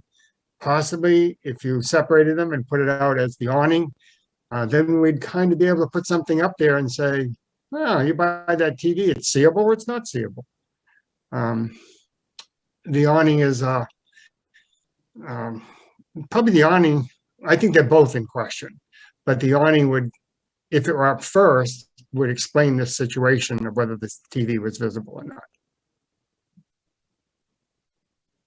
Yeah, I mean, I think we have to sever them because if he's saying the awning, he wants the awning no matter what. Well, then the application doesn't necessarily do that. Yeah. We can adapt it for that, or if he gives us permission, I guess we can adapt that if he gives us permission. Well, if we didn't do it now, you would just put in an application for the awning, right? Right. It's just going to delay it. I'm not interested in delaying it for his or our advantage. But that was why I asked that question initially. Yeah. I really felt that the awning is in a situation where we don't really know what it's going to cover or not cover. And that doesn't guarantee that if you put the awning up and, well, you only can see 10% of the TV, and you come back and apply for a permit to do the TV, that the board's still going to accept that or not accept it. I think the whole idea of a TV is a question, like anything else, whether it be a compressor outside, how much is it visible? You know, those types of things, these electronic type things that we have outside that we sometimes consider as necessities. If they're a permanent feature to the building, then they have to be hidden. And we have to be assured that they're hidden, or we probably would vote against them. So that's why I questioned that right at the beginning. Okay. All right. Does open if anyone wants to make a motion on anything, go for it. I mean, I agree with Everett that I think it's probably best to split the two things up. All right. I'll and again, this will need to be seconded, so me making the motion really doesn't mean anything. So I'll make a motion for us to vote on a certificate of appropriateness for the awning only. I'll second it to move the discussion. Okay. All right. So I'll just repeat. So a motion to issue a certificate of appropriateness for the awning at 187 West Street. Everett seconded. We'll vote. Carl. Can I, Well, can I ask? Sorry. Hold Have on. Hold up. discussion, please. Yep. Oh, right. Okay. Yeah. Sorry. I skipped over the formal discussion. All right. Sorry. Yeah. So open for discussion on that motion. Sorry. Everett. First of all, I would like us to indicate in the minutes that Tom has agreed to this split of the Okay. of the motion. I know he said it, but I want the minutes to show that. Okay. I also have some fair concern on this awning that because of the gutter above it and the fact that you got a downspout. I know you said you were going to divert it. That means it's going to have 2 more angles in it, and it won't work as well. I know I've run water enough that way, but my 12 years of business doesn't count. And can you just refresh our memories on the color and material of the awning and size? Yes. So the color we haven't definitively decided on, but we were planning on probably doing either like a solid green or maybe like green and white stripes, something like that. The awning itself would be a cloth material, and then the housing, or I'm not entirely sure what you call it, but the mechanical part of the awning is metal, and it's white. Okay. Any discussion on the awning specifically? Amelia? No. Amelia, you're on mute if you were talking. So just a clarification for the paperwork. Green, solid green or green and white striped cloth with white metal frame, and the dimensions again? The dimensions are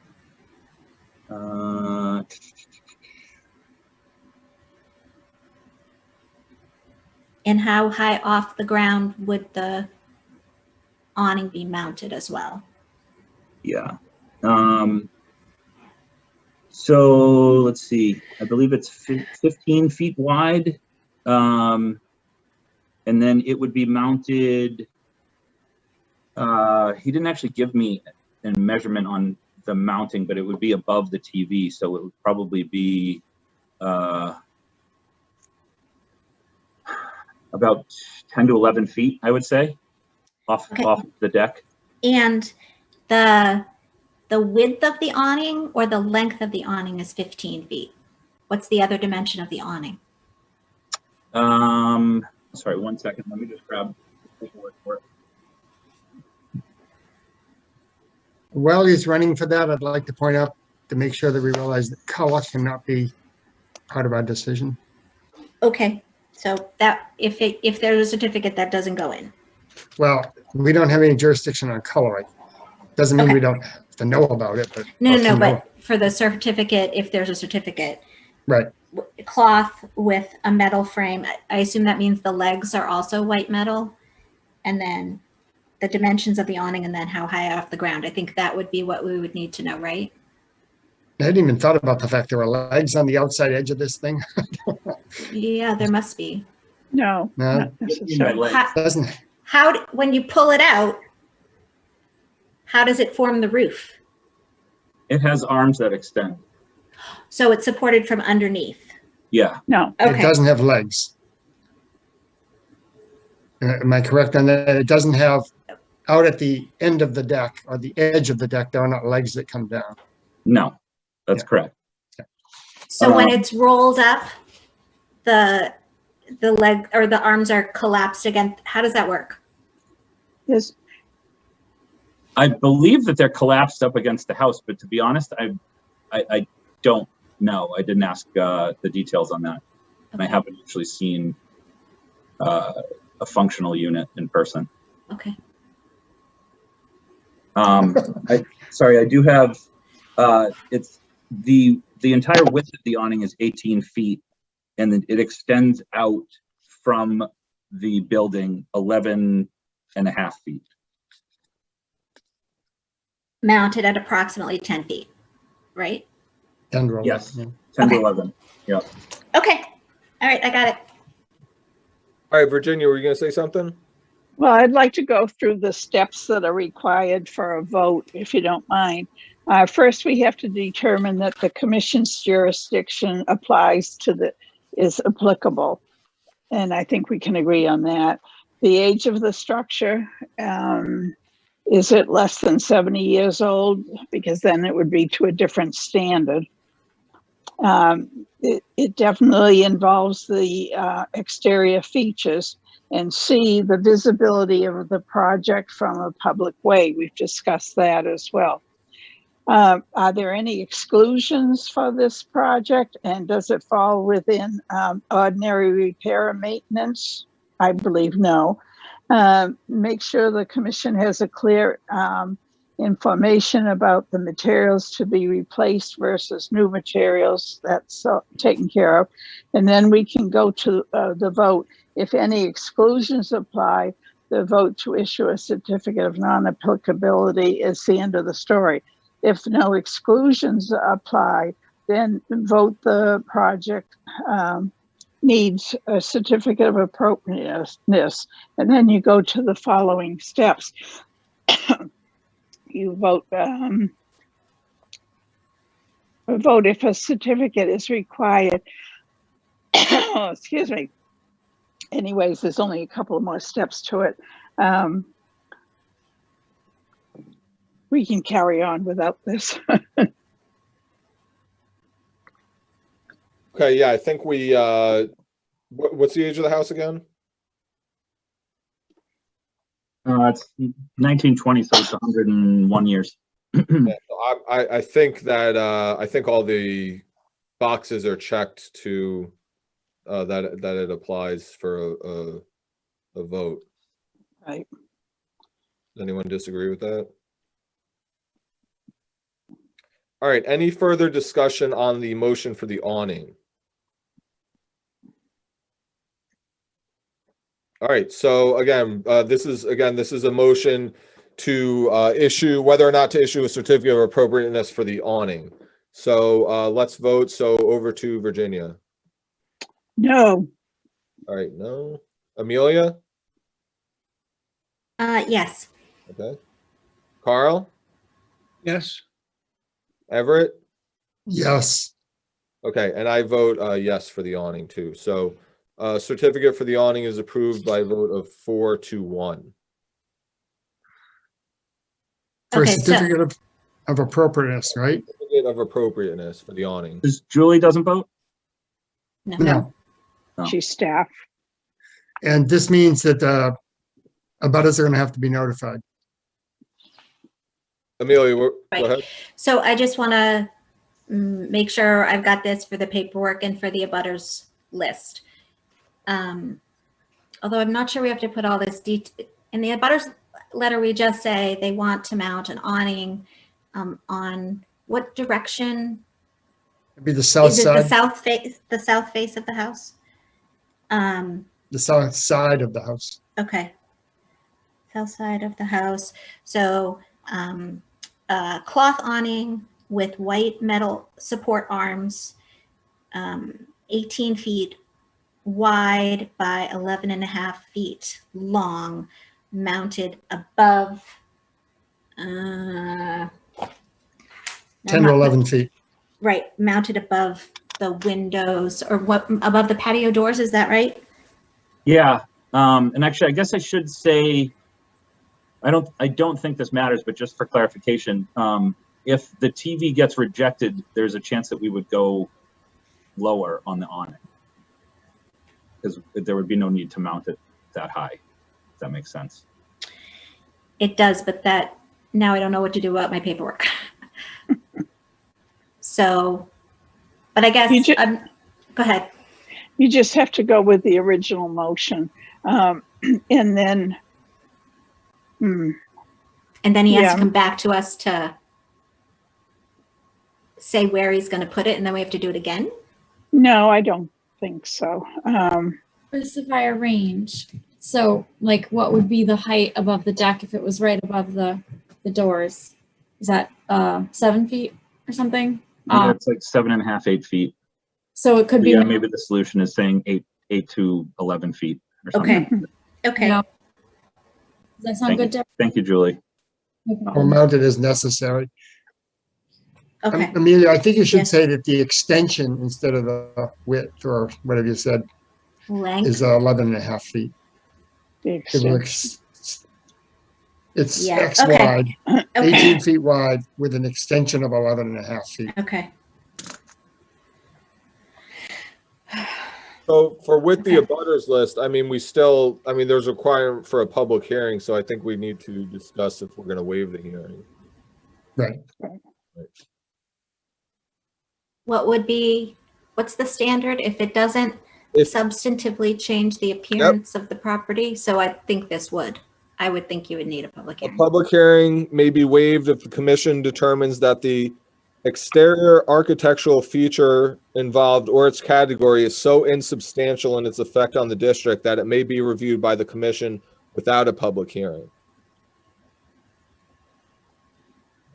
So the standard is insubstantial in its effect on the district.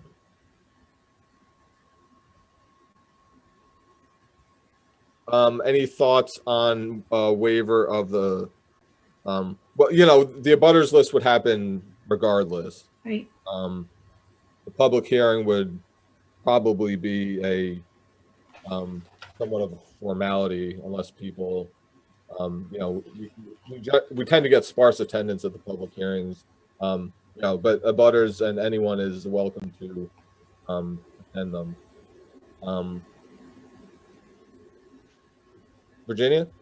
I think you're going to be seeing more of the awning from the street. So I believe it is a substantial change to the visual impact of the I agree. And district. it also says the category. So if you don't do the public hearing, that's sort of setting the precedent that no awnings would have a public hearing. So Right. Got people putting 90-foot awnings on the front of their house without any public input. Okay, so I guess I will. So I guess we have to formally. So I'll make a motion to waive the public hearing. No, No. We don't have to vote on the waiver. well, not a motion to waive the public hearing, a motion to have a vote for a public hearing or something like that. Okay. All right. Is that right? Yes. Yeah, that's fine. All right, so I move to have a vote on holding a public hearing for the awning at 187 West Street. Second. Okay. Amelia. All right, we already had some discussion. Any further discussion on the public hearing issue? I just have a question. Can someone confirm? My assumption is that I would need to apply for the building permit after this public hearing occurs. Is that true?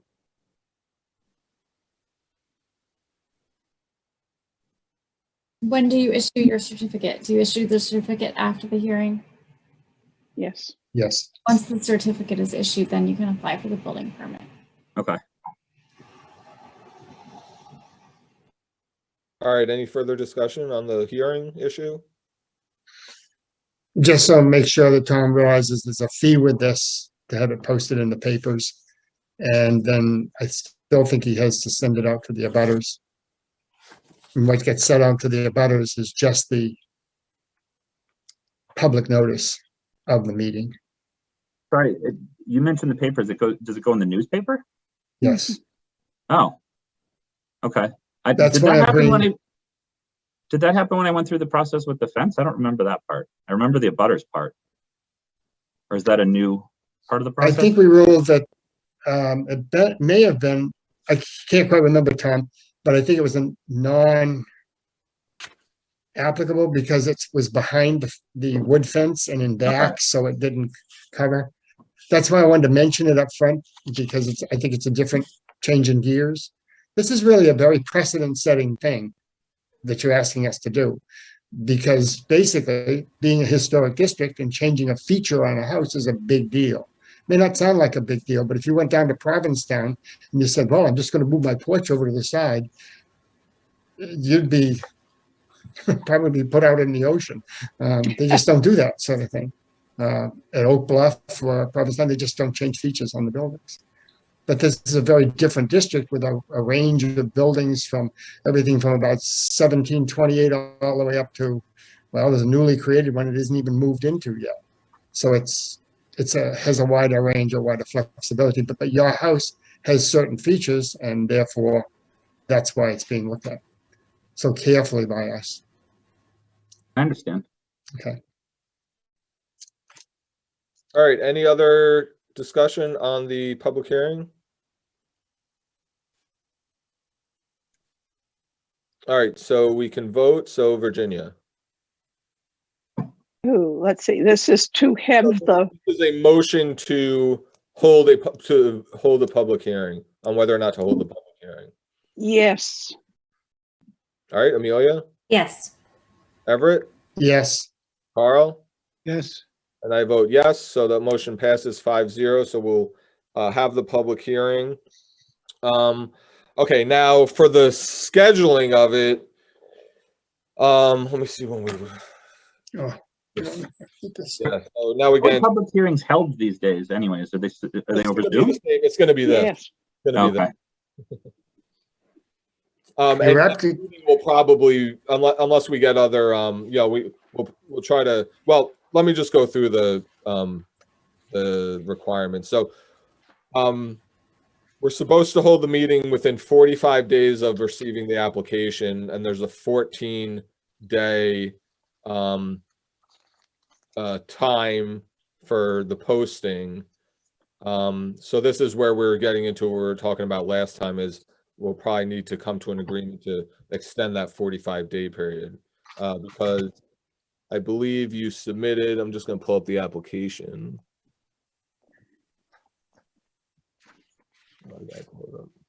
Does anyone have the application in front of them with the date of it? 3/18. Okay. That's when Tom signed it anyway. And So it was received 3/18. Can someone help me out and tell me when 45 days from 3/18 is? Find my date book. It's probably within the next 10 days would be my guess. Okay, so we're gonna have to. So how can we post to the hearing within 14 days of it? I'll have to extend the time period. The 45 applicant. days is May 2nd, Monday, May 2nd. 2 weeks from today? I mean, 2 weeks from last Monday. So that's less than 14 days away, obviously. No, So- sorry. It's I Googled it and it's actually giving me a date in 2022. I don't know how that happened. Sorry for a second. It's a computer. Oh, it's still May 2nd. It's just not a Monday. It's Sunday the 2nd. The first Monday is May 3rd. All right, so Julie, we talked about this, so I think we just need concurrence from the applicant to extend the date, right? And if we don't get the concurrence, then we're kind of, I guess he has to resubmit and we have to start all over. Is that basically what would happen? I mean, let's have that be a counterfactual. So Tom, do you agree to extend the date for the hearing? Sure. Yes. Let's make sure that's noted in the minutes. Mm-hmm. Okay, so practically speaking, how long does it Julie, do you know how long it usually takes for, well, how can someone just walk us through the, I haven't been the chair for a posting yet, so to someone who's done that, just walk us through, is it going to be tomorrow? Is it depend on when the applicant gets it in? Is it on us? How long does that usually take from when we decide to have the hearing. So I can tell you from like a town hall standpoint, and then you can jump in and correct me if your process is slightly different. Basically, Tom, have you requested an abutters list? Did we talk about this last time? Yeah, Yeah. I did. I believe I have it. Yeah. So I mean, the certain. abutters list can be turned around pretty quickly. So we might already have it, or we could get it within a couple days. Tomorrow is Thursday, and we're not open on Friday, so that adds a little bit of a wrinkle. But we can. I don't know who usually prepares the legal ads for you. If it's Amanda or if it's you, and then we like edit or double check it for you. But it gets sent to the Chronicle, and usually they want it by 2 o'clock for printing the next day. We usually like to give them a couple days just to avoid potential errors in that, if possible. So let me think about this for a second. I guess maybe look a couple weeks, like 2 to 3 weeks out from like this coming Monday, and see what date you might want to meet, and then we can target to have the ad print. The ad needs to print 14 days in advance, is that correct? Yes, Yeah. And does it print once or twice for you guys? once. Once. Okay. And Yeah, so when does that appear in relation to when the abutters letter goes out? so typically, do your regulations require that abutters get 14 days notice in the mail? I don't think so. Okay, I mean, so we have lots of statutory requirements for all the other boards I deal with that are like a little nuanced and do require certain timeframes like that. But if there's no requirement for when they get it, typically what we do, we would want to wait till the ad prints and then we would send the mailing, right? So we're sure the paper and gonna happen, and the boat's not gonna be rocked, and then we like send the mailing out. So And they have 10 days to respond. And that's calendar days, not business days. When in the bylaw, I only see the abutter notice under the waiver of the hearing. It says if you dispense with the hearing, you notify the abutters. And that's where the 10-day language is. But I don't see any abutter information, at least in our bylaw, if you have the public hearing. At least where I'm looking now. Virginia? If you check 7.3.7.4 under public hearing on application, it outlines the time frame for it. Welcome to our world, Tom. Oh, got it. Concurrently, a copy of the notice shall be mailed to the applicant and to the owners of all properties. Okay. It just didn't use the term abutter. Okay, got it. I'm tracking, sorry. Oh, Okay. sorry. So I have a procedure question then. So the only certificate that I have written came after an abutter's letter. Hold it, I lost my train of thought, sorry.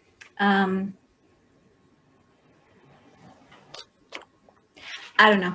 When I remember, I'll get back to you. After it appears in the paper, Yeah. and after it's been sent, it counts as the first day that it's sent from the town hall. Right. You wait 10 calendar days, and then you can write the certificate. Okay. If there's no complaints. Okay, I remember what I was going to ask. The thing that gets sent to the abutters in the case when there is a hearing is not a letter. It is just a copy of the legal notice. Correct. It's a copy of the. Okay. And so I think Amanda said she could do that for us. I know she does a lot of the stuff like that. Yeah. I've done it both ways. Amanda has written them when I've needed to, but I'm too busy doing other things. I give her the basic text, or she knows the basic text, and she just kind of puts it in. Tom, perhaps instead of a TV, you might want to install a clock and a calendar. Okay, so Everett, do you want to do that, or should I just ask Amanda to do it? I would just ask Amanda to do Okay. it. Only because I don't know this new process they're doing. You know what? You understand what I'm saying? Yes. Okay. Okay, so then the only thing I will have to write is the certificate of appropriateness after the public hearing, if we don't get any objections. That's right now? Okay, all right. I think so, and nice try. I already have some to write from earlier this night, so I'm not trying to get out of it. I just want to make sure No, I I'm just understand teasing. I'm just teasing. the permutations. All right, so can we discuss dates? So we have a historical commission meeting on the 12th, so the 12th we can't do. May 12th. Too soon. It's too soon anyway. Yeah, so like let's say the ad prints Tuesday the 27th, right? So we do some coordinating tomorrow and we send it. I mean, I don't know how you feel about having ads print on the weekends for things you work on. But we typically don't do that for the other boards and commissions. We typically have things print Monday through Friday. But so yeah, so if we targeted the 27th just to give room for us to get all this stuff together and figure out if we have the abutters list or not and all that, then you'd be looking at like a meeting on, you know, after the 11th, right? So I guess you could do the 11th or beyond.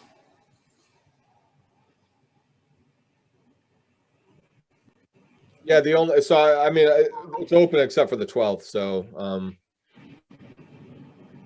I mean, we could, I have no preference personally. Anyone? I have no preference. My paperwork's clear. Tom, do you have a date preference Um, or day of the week preference? what did you guys mention? The 11th, was that it? Well, the 11th would be like The Yeah. soonest. the soonest if it went out on Tuesday. But it would have to go out on Tuesday. The 27th. Yeah. What are those meetings generally held at, like 7 o'clock, or? It's 7 o'clock. It's gonna be pretty quick if we don't have anything else on the Okay. article. Or it's gonna be first if we also double it as a regular meeting. This would be the first item. Okay.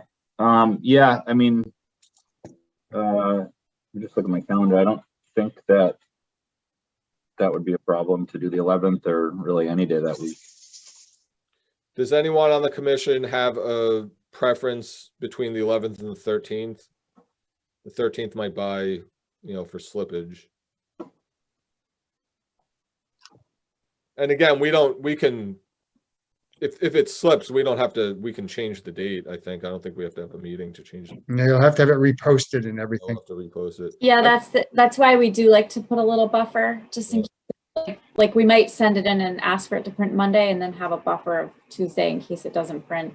It doesn't happen often, but every once in a while it does happen. So I would suggest the 13th or the 17th. Okay, I have no preference on either of those. Does anyone else? I'd rather just get it done with if everyone agrees on the 13th. It's okay by me. Yeah, okay by me. Okay, all right, so let's set the meeting for a public hearing for the 13th at 7, May 13th.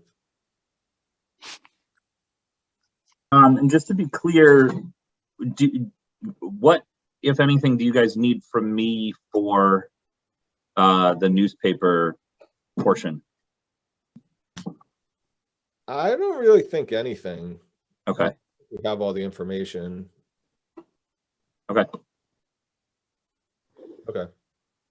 All right, any last comments on the awning public hearing? All right, so it looks like the next is does anyone want to make a motion on the TV?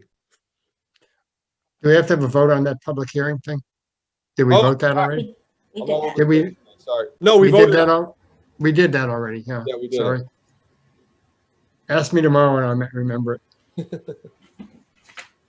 All right, so floor is open if anyone wants to make a motion on the television.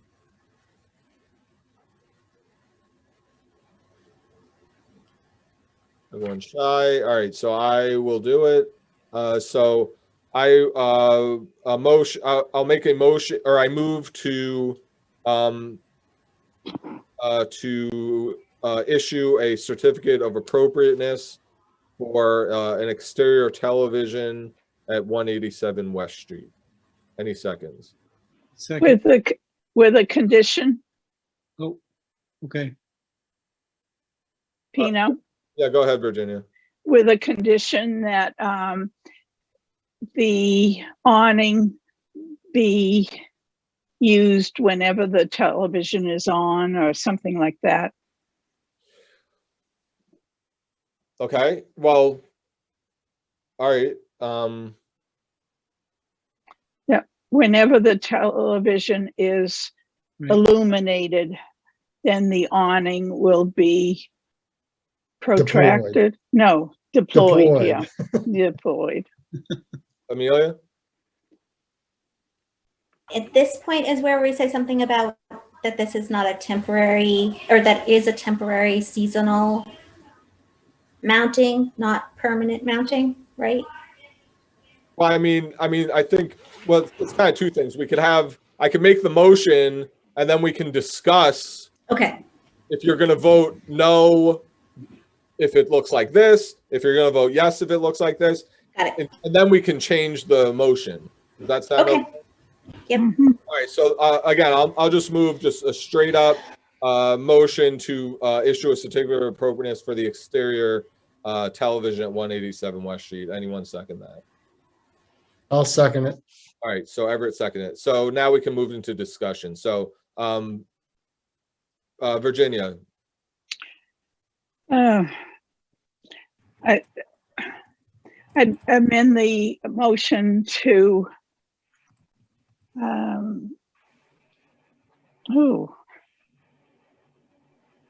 Well, you don't have to amend anything now. You could just, share your thoughts. Yeah, wouldn't it Well, just be put in as a condition? oh, okay, yeah, we could make that. Yeah, that would be fine. You mean after the vote is taken, then you can make the condition, Julie?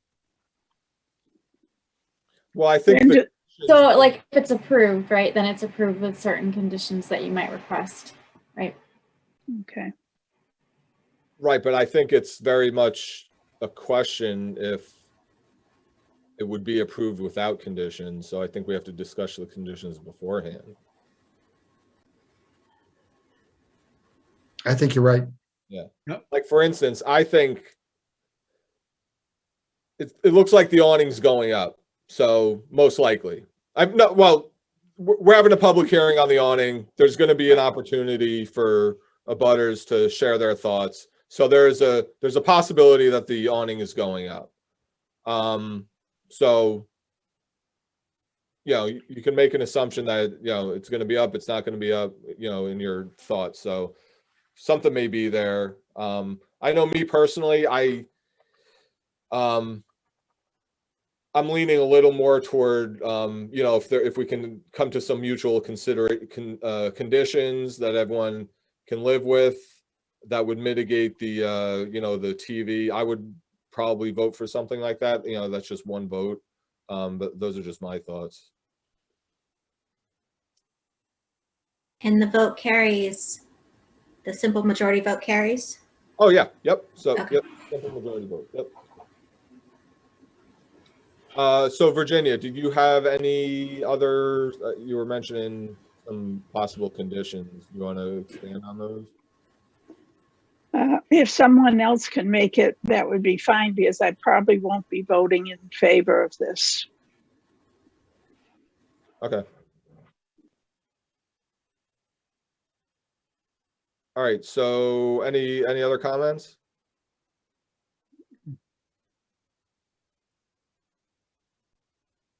All right. So I guess, I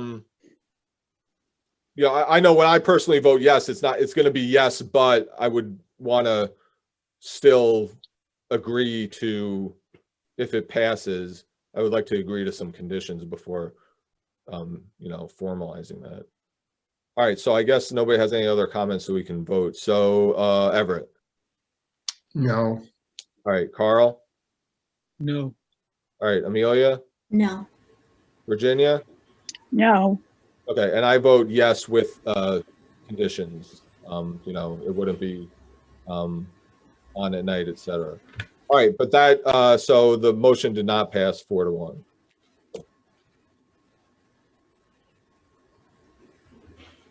Okay. All right. So motion. Okay. Virginia. No, I was just going to make a comment to the applicant that this was a very difficult decision for us.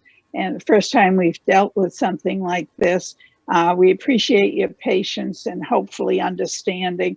And hopefully you will be able to resolve your wishes and come up, make it happen for your benefit, but not in the proposal that we received. All right, thank you, Virginia. All right, so that's Tom, unless you have any last comments, you know, we'll again, I echo what Virginia said.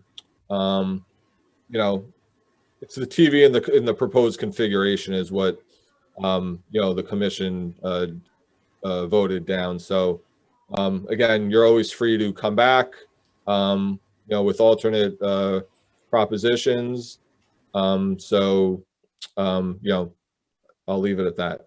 Other than that, we'll you know, we'll look forward to the public hearing on the awning, unless you have any last comments. Yeah, just a quick question. Actually, something Amelia said prompted this question. Does it change anything if it is seasonal? I wasn't quite clear on what she was talking about when she mentioned seasonality. Like if we only have it up in the, you know, spring and summertime and then take it down for the winter, does that change anything or no? I just wanted to clarify that. What I meant by that was somewhere in the guidelines, it talks about a permanent change. So if you were going to keep it up all year versus only have it up, you know, April to September or something, that was what I was trying to get with that. So if it's not a permanent thing, I'm just not following, I guess. If it's not a permanent thing, does that mean it's okay to put it up? Or am I misunderstanding that?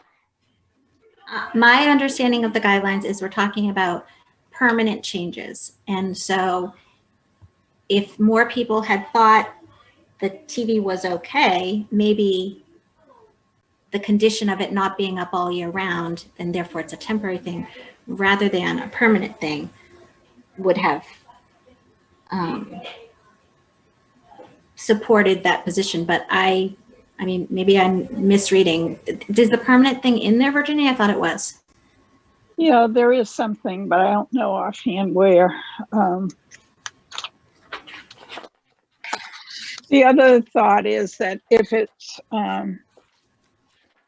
they probably wouldn't extend it during the winter months when there's a chance of snow and wind and all, so that if it was retracted when in the winter months, that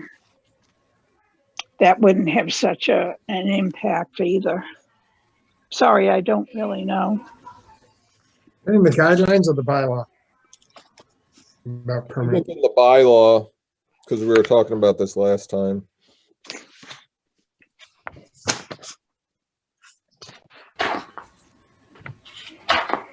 Sorry, bear with us for 1 second, please. And we should point out too to the applicant that there is an appeal process of the decision if you care to pursue it. No one ever has. So it says in exclusions, temporary buildings, structures, or signs. Maybe that's what I saw. Sorry, temporary, could you repeat that? Temporary buildings, structures, or signs are excluded from the commission's purview.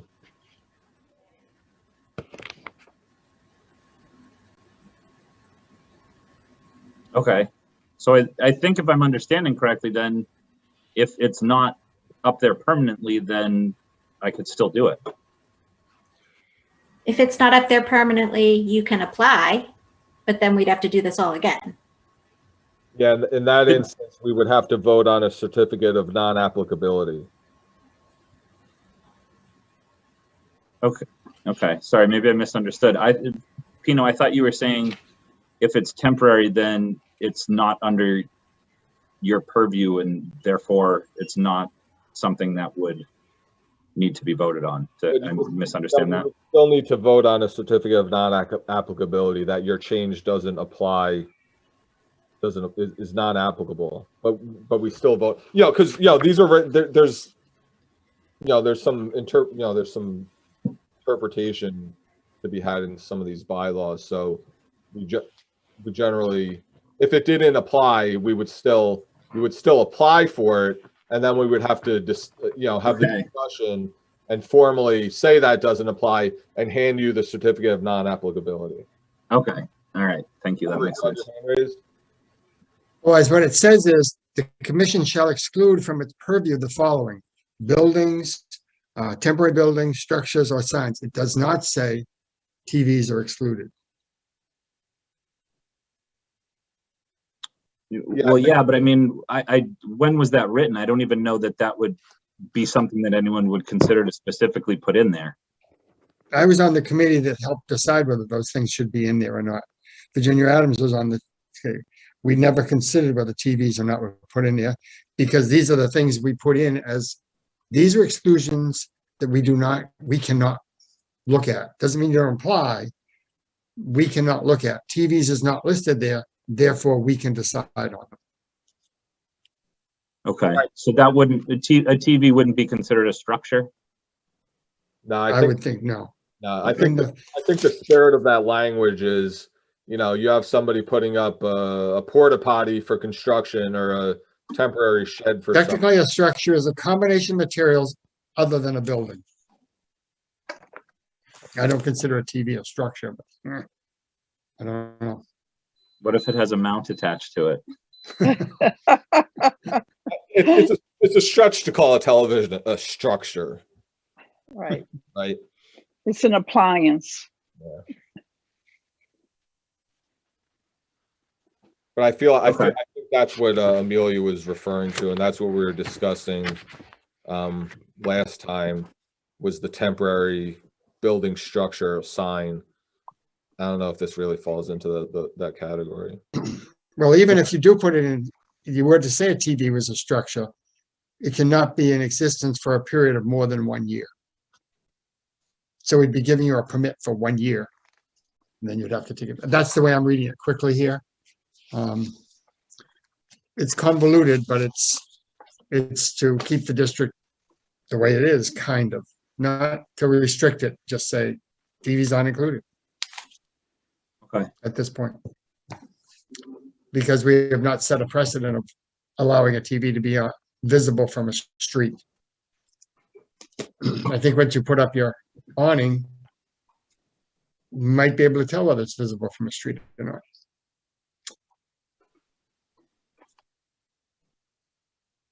Amelia? Going back to Tom's question about what he needs to do, doesn't he have to get the envelopes to Amanda so she can send out the legal notice to the abutters? After he puts the stickers on to him, does not put a return address on him, puts the postage on him, then he gets those to Amanda. Amanda stuffs them. So I just Right, sent an right. email around, and Amanda will be in touch with you, Tom, but that is something that we typically that we give you the abutters list and that you prepare the envelopes for the town to send them. And Amanda will coordinate that with you. Okay.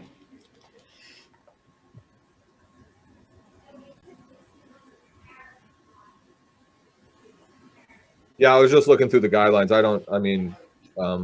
That the bylaw is, the guidelines are less enforceable than the, the bylaw comes first and then the guideline, but I don't see anything in the guideline about temporary. It's really just that bylaw language that I'm seeing.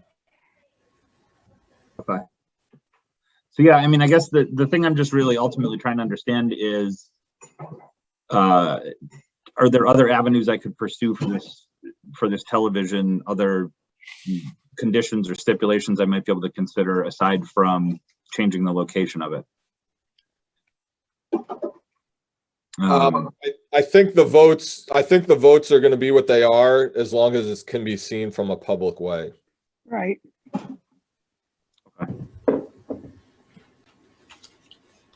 If we can't see it from a public way, a different story.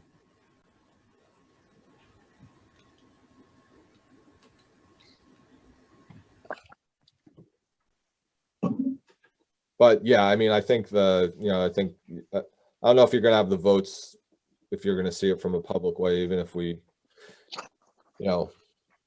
depending on who's here what night. Let's say for instance, Amelia wasn't here and Greg was here and he voted, you still wouldn't have the votes if you could see it from a public way. So I don't think that's going to change in the current configuration of the TV.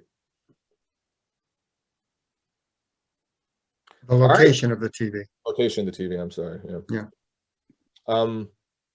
Virginia? However, the applicant can come before us at any time and with new proposals or even questioning our purview, if you will. So he's not being shut out completely, but just for this particular certificate of appropriateness.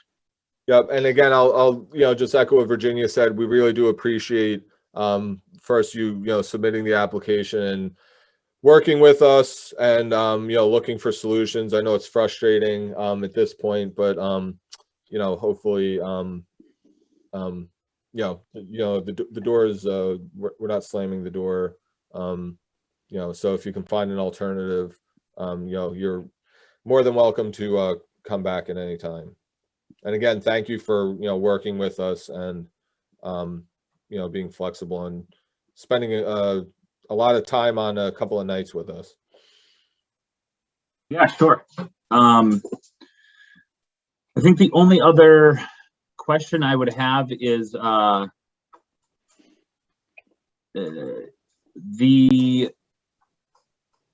email that I sent you that you shared at the beginning.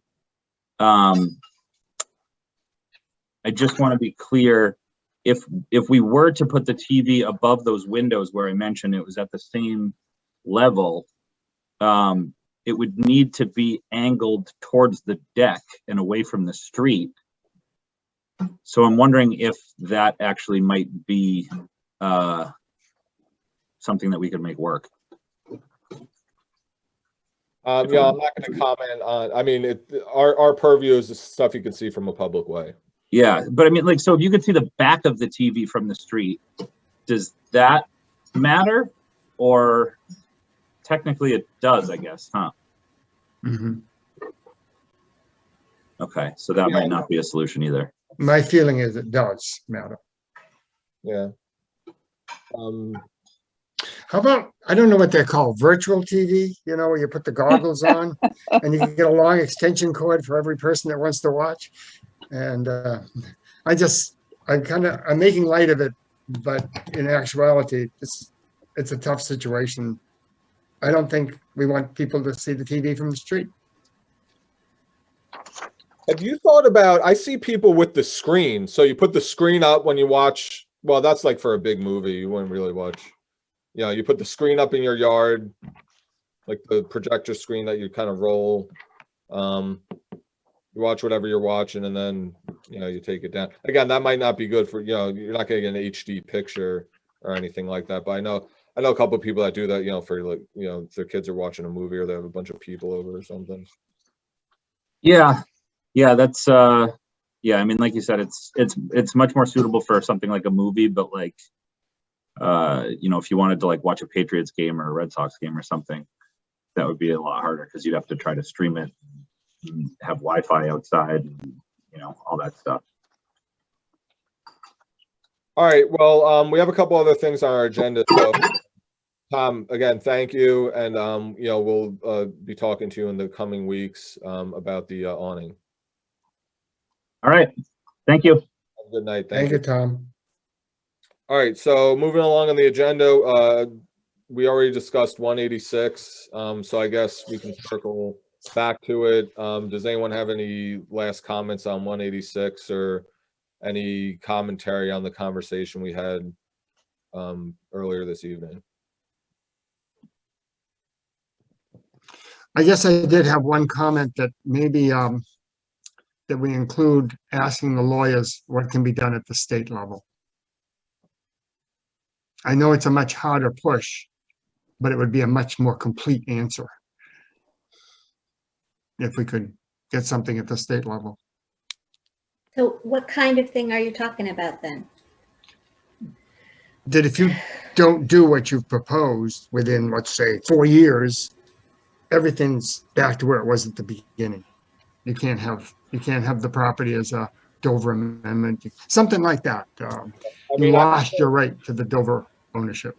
I don't, I'm not an expert on the Dover Amendment, but I know when we were talking about it, it was in the context of using the Dover Amendment to not pay property taxes, or to be tax exempt and not pay property taxes, I think, which they're doing. I don't know any other aspects of that amendment, so I couldn't speak to anything else on it. I don't either. I'm just looking for something.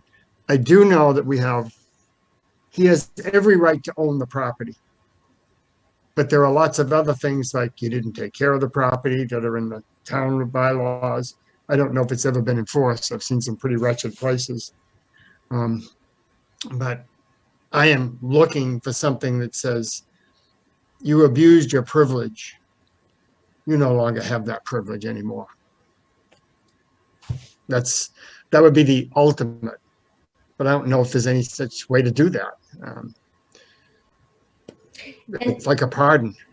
Really, what would that get us? I mean, what we want to do is make him do what he said he would do, right? But to say you don't have the right to do anything to this building anymore, then maybe doesn't you would get want to us sell it. Then maybe you would want to sell it or give it up, or a way to give it up. Maybe give him an out that says, hey, I don't have to do this anymore. I don't know why they don't sell it. I mean, at this point, they might be selling it at, well, I don't know, property values in this town. They might make a profit on what they paid for it. I don't think you make a profit in the building because of his legal fees that he had to put through to get this done. I'm not on Facebook, but my husband said there was a discussion about the house on some page for town residents where 1,000 people said, oh, I'd buy that house and restore that house. And well, if we get the guy, I mean, I don't have it. I mean, I'll ask him, like, hey, would you ever consider selling this house? Because we've heard that, the whole thing could go away if you just sell it, and there's appetite for it. Well, I think there's a problem. I think there's a problem with the Dover Amendment attached to the property. It's not attached to Mr. Littleton, it's attached to the property. And now all the rebuilding and stuff all has to be done at certain codes and stuff. It's going to probably have to do with it within the district anyway. But there are some stipulations on the fact that when the property sells, certain requirements go with it. that's in the preservation restriction agreement, or because the Dover Amendment has somehow been switched on? I don't know about the both. preservation requirement as much as I think it's in the Dover Amendment. Because go ahead, Julie. Well, so I might be missing like what you're getting at, or some piece of something that I'm not aware of. But, when you talk about the Dover Amendment, I think what you're really getting at is the site plan review, because that's, it's the section of the Mass General laws that they utilize to, get certain limited site plan review, and they get certain status, right? It's a protected type of use, right? But I don't know that it would like run with the property. If someone were to buy the property and propose to use it as a single family home, it's a single family zoning district. So, those Dover Amendment, it's like a different owner and a different type of use, and those Dover Amendment things, not to my knowledge, would go away. I think the Dover Amendment, like I said, really probably relates most to the site plan review. I did think about like what kind of leverage we have from that site plan approval. The site plan typically, it doesn't have a time frame for when work has to be complete. But site plans do expire after 2 years if work hasn't started. The applicants can come in and request a 1-year extension. I don't believe they did in this case, but they pretty early on did do some things on the property. And when we were looking into whether the site plan maybe had lapsed, we felt that it would be unwinnable to make the claim that they hadn't started work within 2 years. And that would be a battle that we wouldn't want to have. You know, in other types of developments, when developers don't do things they're supposed to do within certain timeframes, or when they walk away from projects, the town actually has like a surety in place, you know, set at a value of prevailing wage to step in and complete the project. Even then, with those types of things, and that applies really to subdivisions primarily, we're very hesitant to invoke that because that's not really the business that we want to be in. And it's not, you know, we'd rather work with the developer and have them finish their own project, right? So there's just a lot of not great solutions. And even with what I just mentioned, like we don't have a surety in place for the Criterion project. So if they do walk away, you know, we don't have buckets of money lying around to just step in and do their project for them. So, I mean, I'm just kind of going off, but there, you know, we have like thought about like what we could do from different angles. And I think there is some feeling that you, the Historic District Commission and the Historical Commission actually may have more leverage over this property than like we would in terms from like a site plan perspective. And then you did mention the vacant properties bylaw. We do try to take enforcement on that when we can, and we will escalate it with fines.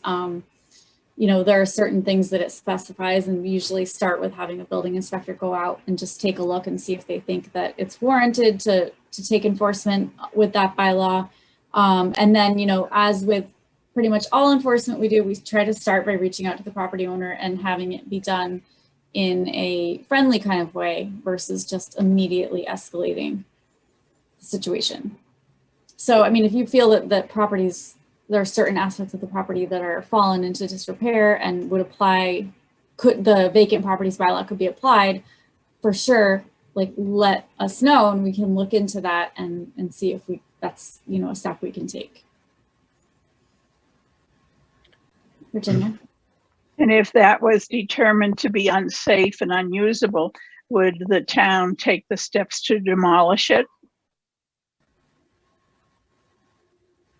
That's a process I'm not super familiar with. Like are you talking basically about like the condemnation process? Mm-hmm.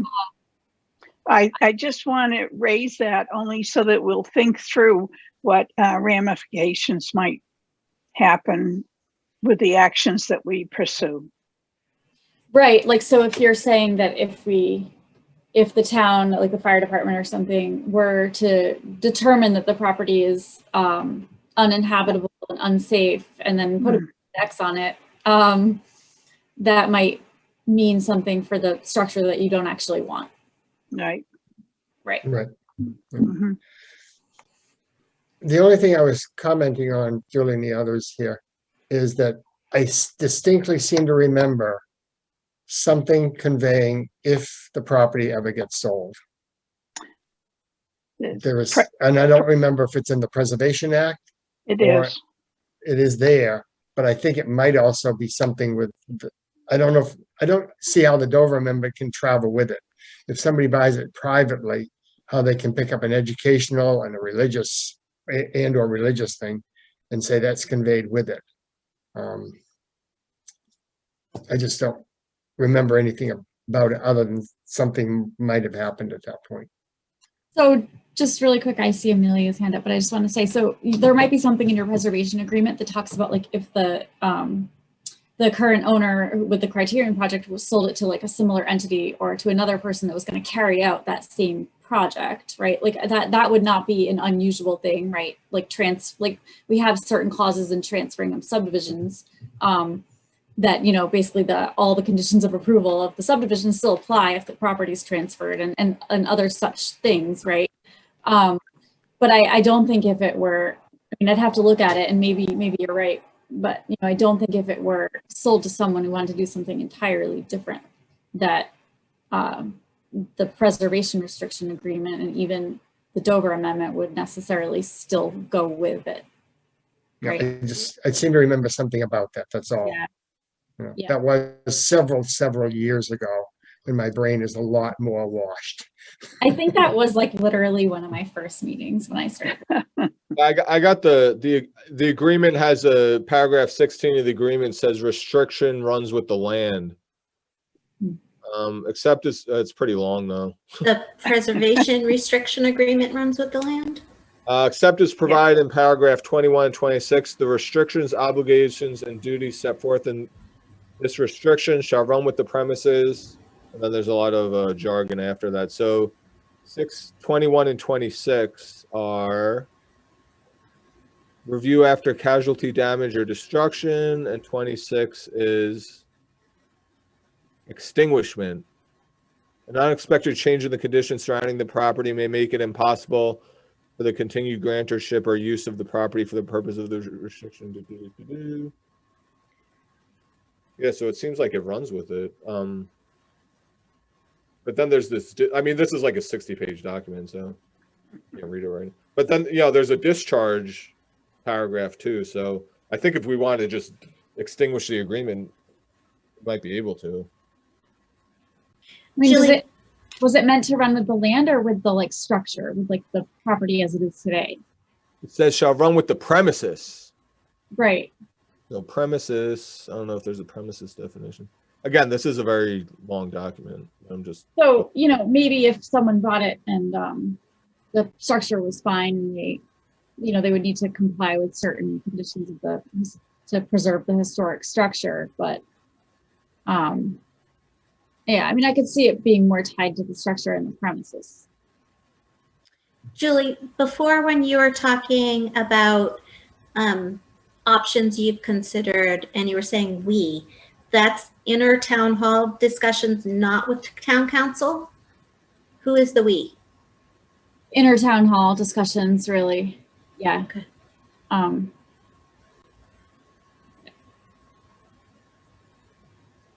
I wonder what the probability is that somebody else has had this happen to them, and us not being the first.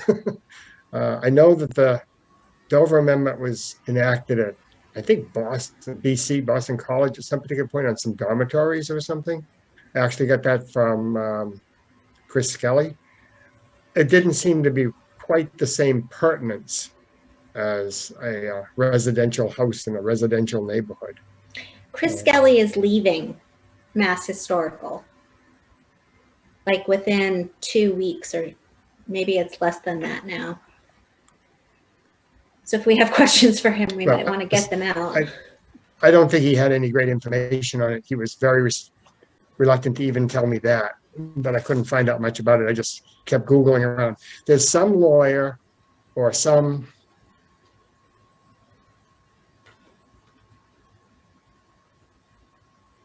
But I think I stand corrected in my prior statement. It does look like this runs with the land, which I'm. but could be. Because And if the land without the structure, then do you really want this running with the land? Everett, you're frozen. Everett, you were talking and froze. no, I stopped talking. Am I still talking? There you. Can you hear me? Yeah, I can hear you. Well, That seems to be another question for interpretation from town council. They helped write this, right? actually, Yeah. Ken McGowan actually did most of the writing. Right. Okay. I remember him. Julie, what's the number of the abandoned property bylaw? Let me just know? find it in the general bylaw. I don't remember off the top what section, but I'll find it for you right now. Okay.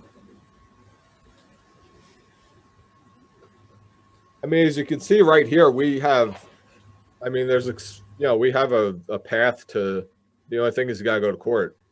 I mean, you can see it right here. You have legal and injunctive avenues. But So- somebody's got to pay that bill. Yeah. That paragraph A there. So we have the rights to enforce this preservation restriction by appropriate legal action and to obtain injunctive and other equitable relief. What does that mean? Requiring restoration of the property to its condition prior. That means the court could compel them to restore the house to the same condition it was in when they bought it? Yep. But for example, if they're legally bankrupt, you can't get any voice out of me when I'm unstable. You just can't make milk out of water. It's close, but not the same. And they have to pay our legal fees. But again, if they're broke, Yeah. it doesn't do any good. There's something wrong with this. I know that McGolan wrote it and our lawyers, the town lawyers read it, but there's something wrong with it. The state approved this or lets this happen to pieces of property within town. And that could be just the mere fact that he's paying his taxes. And now he can let it do what he wants to do with the property. This makes my head hurt. I know we should have been there. I know you said Nightmares. it's a 60-page, or it looks like it's an 86-page document, but which clauses or provisions in this do you think they're not complying with? You mentioned a bunch, like, I think earlier you said there's a handful of things in here, but I think up here it says they have to maintain the property. Right here. okay, let me just read this. Preserve the exterior characteristics and architectural and historical integrity.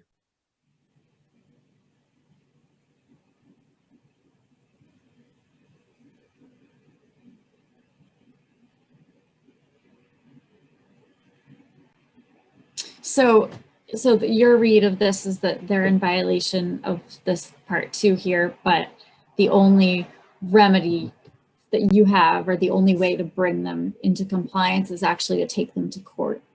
Well, again, we have a trove of Jonathan Barnes emails and analysis of this document that, we can look at, but I think that's one avenue, not the only avenue, but I think just from reading this now, we have the right to enforce it in court. And if they're not, I'm sure there's other areas maybe here that they're not keeping up, but if they're not maintaining the premises in accordance with this paragraph, that other paragraph says that you can try to compel them to do it. But that's not the only, that's probably the most logical one, since there's this signed document that's recorded.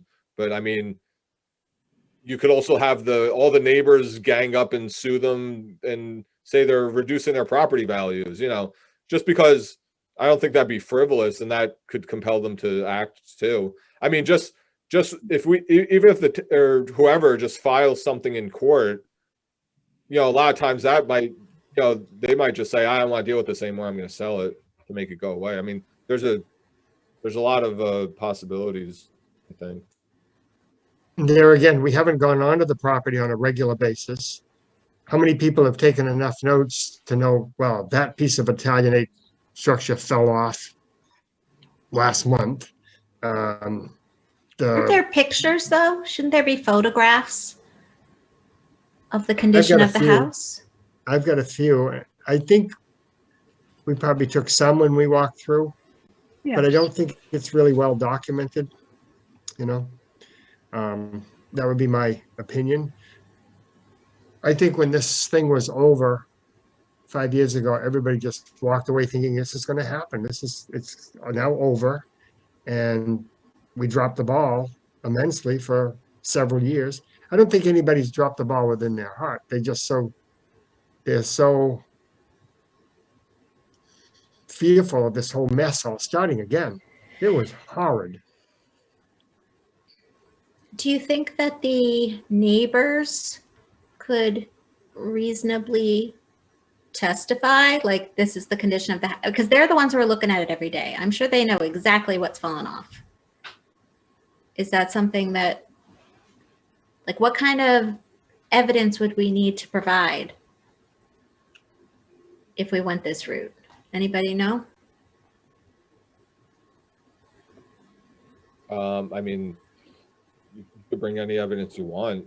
Just depends if judge or jury would buy it.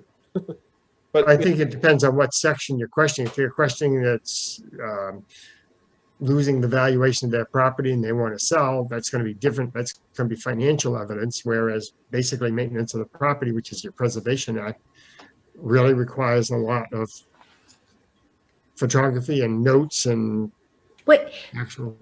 stop commitment. scrolling, scroll back down. There's something about pictures taken in May 2017. Gosh, where was that? Either the previous page or the next page.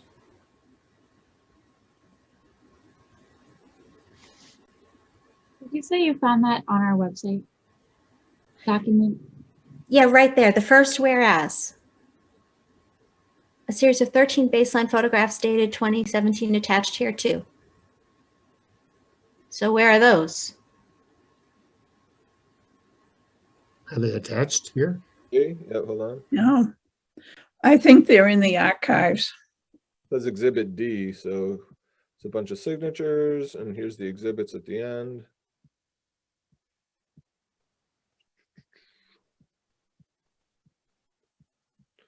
Exhibit D, baseline photo.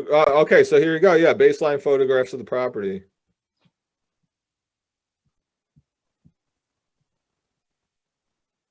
That's the Form B. Yeah.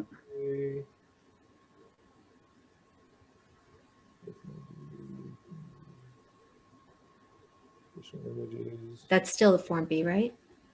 No. Now we're in the. Now we're in the Well, baseline photographs. Yeah.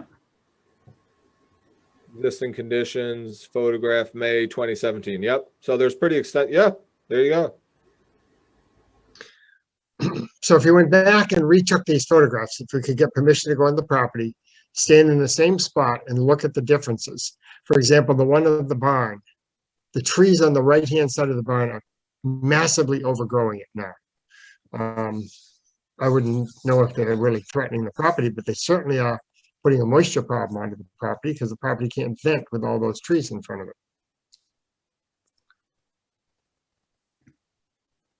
And again, this is preservation restriction. I don't think it has anything to do with the actual ownership of the building. So we're looking at what are photocopies of those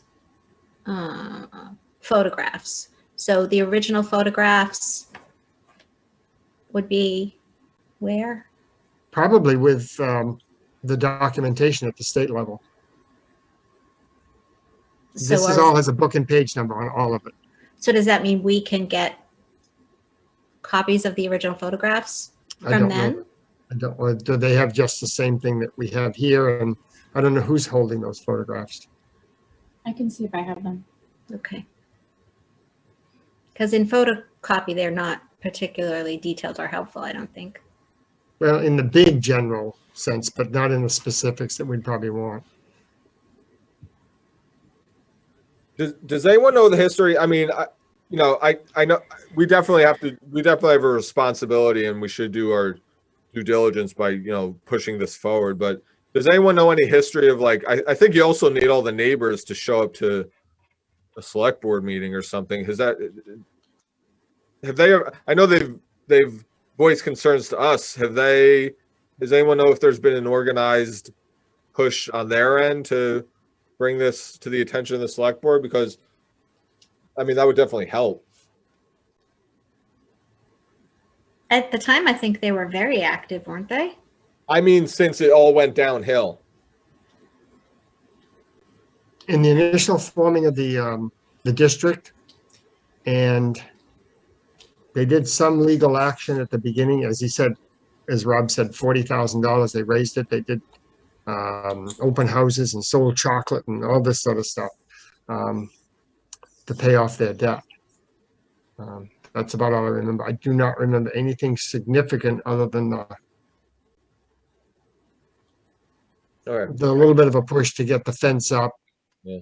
you So know, and stuff like that. who are the leaders there? Or who were the leaders? Oh, Kathy, what's her face?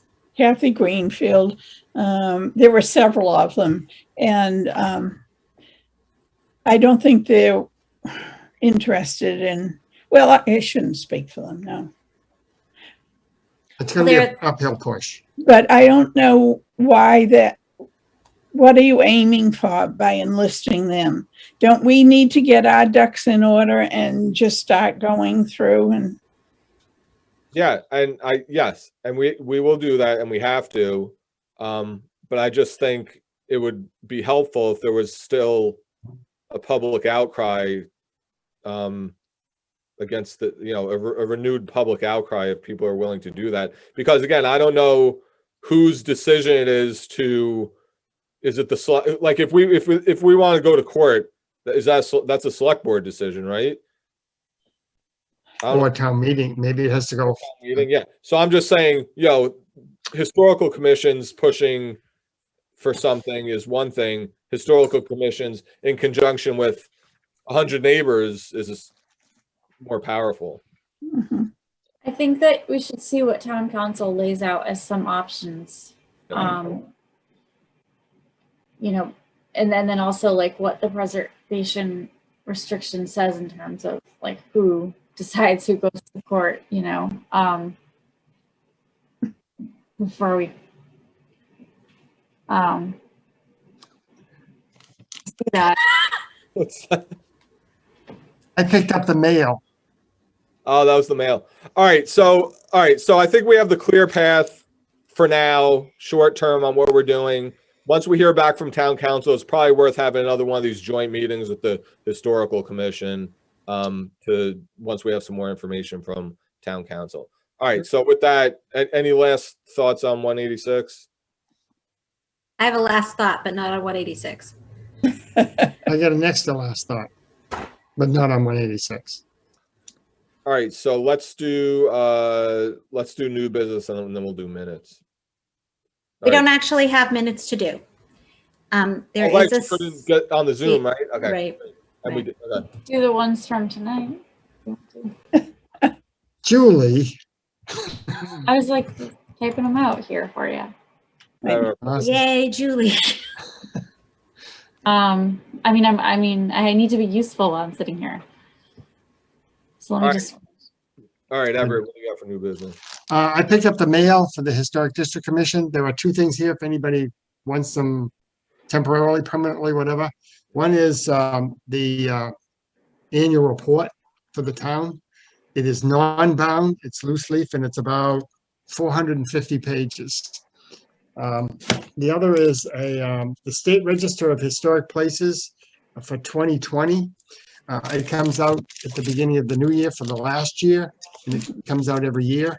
It has a book value of, I think it's $27 once there, $27.10, but they give it to the Historic District or the, okay. And the historical commission too. We usually get them. I can't house this stuff anymore. My barn's going to flip over. So if anybody, I also have last year's, if you'd like it. It has a better picture on the cover. Let me know.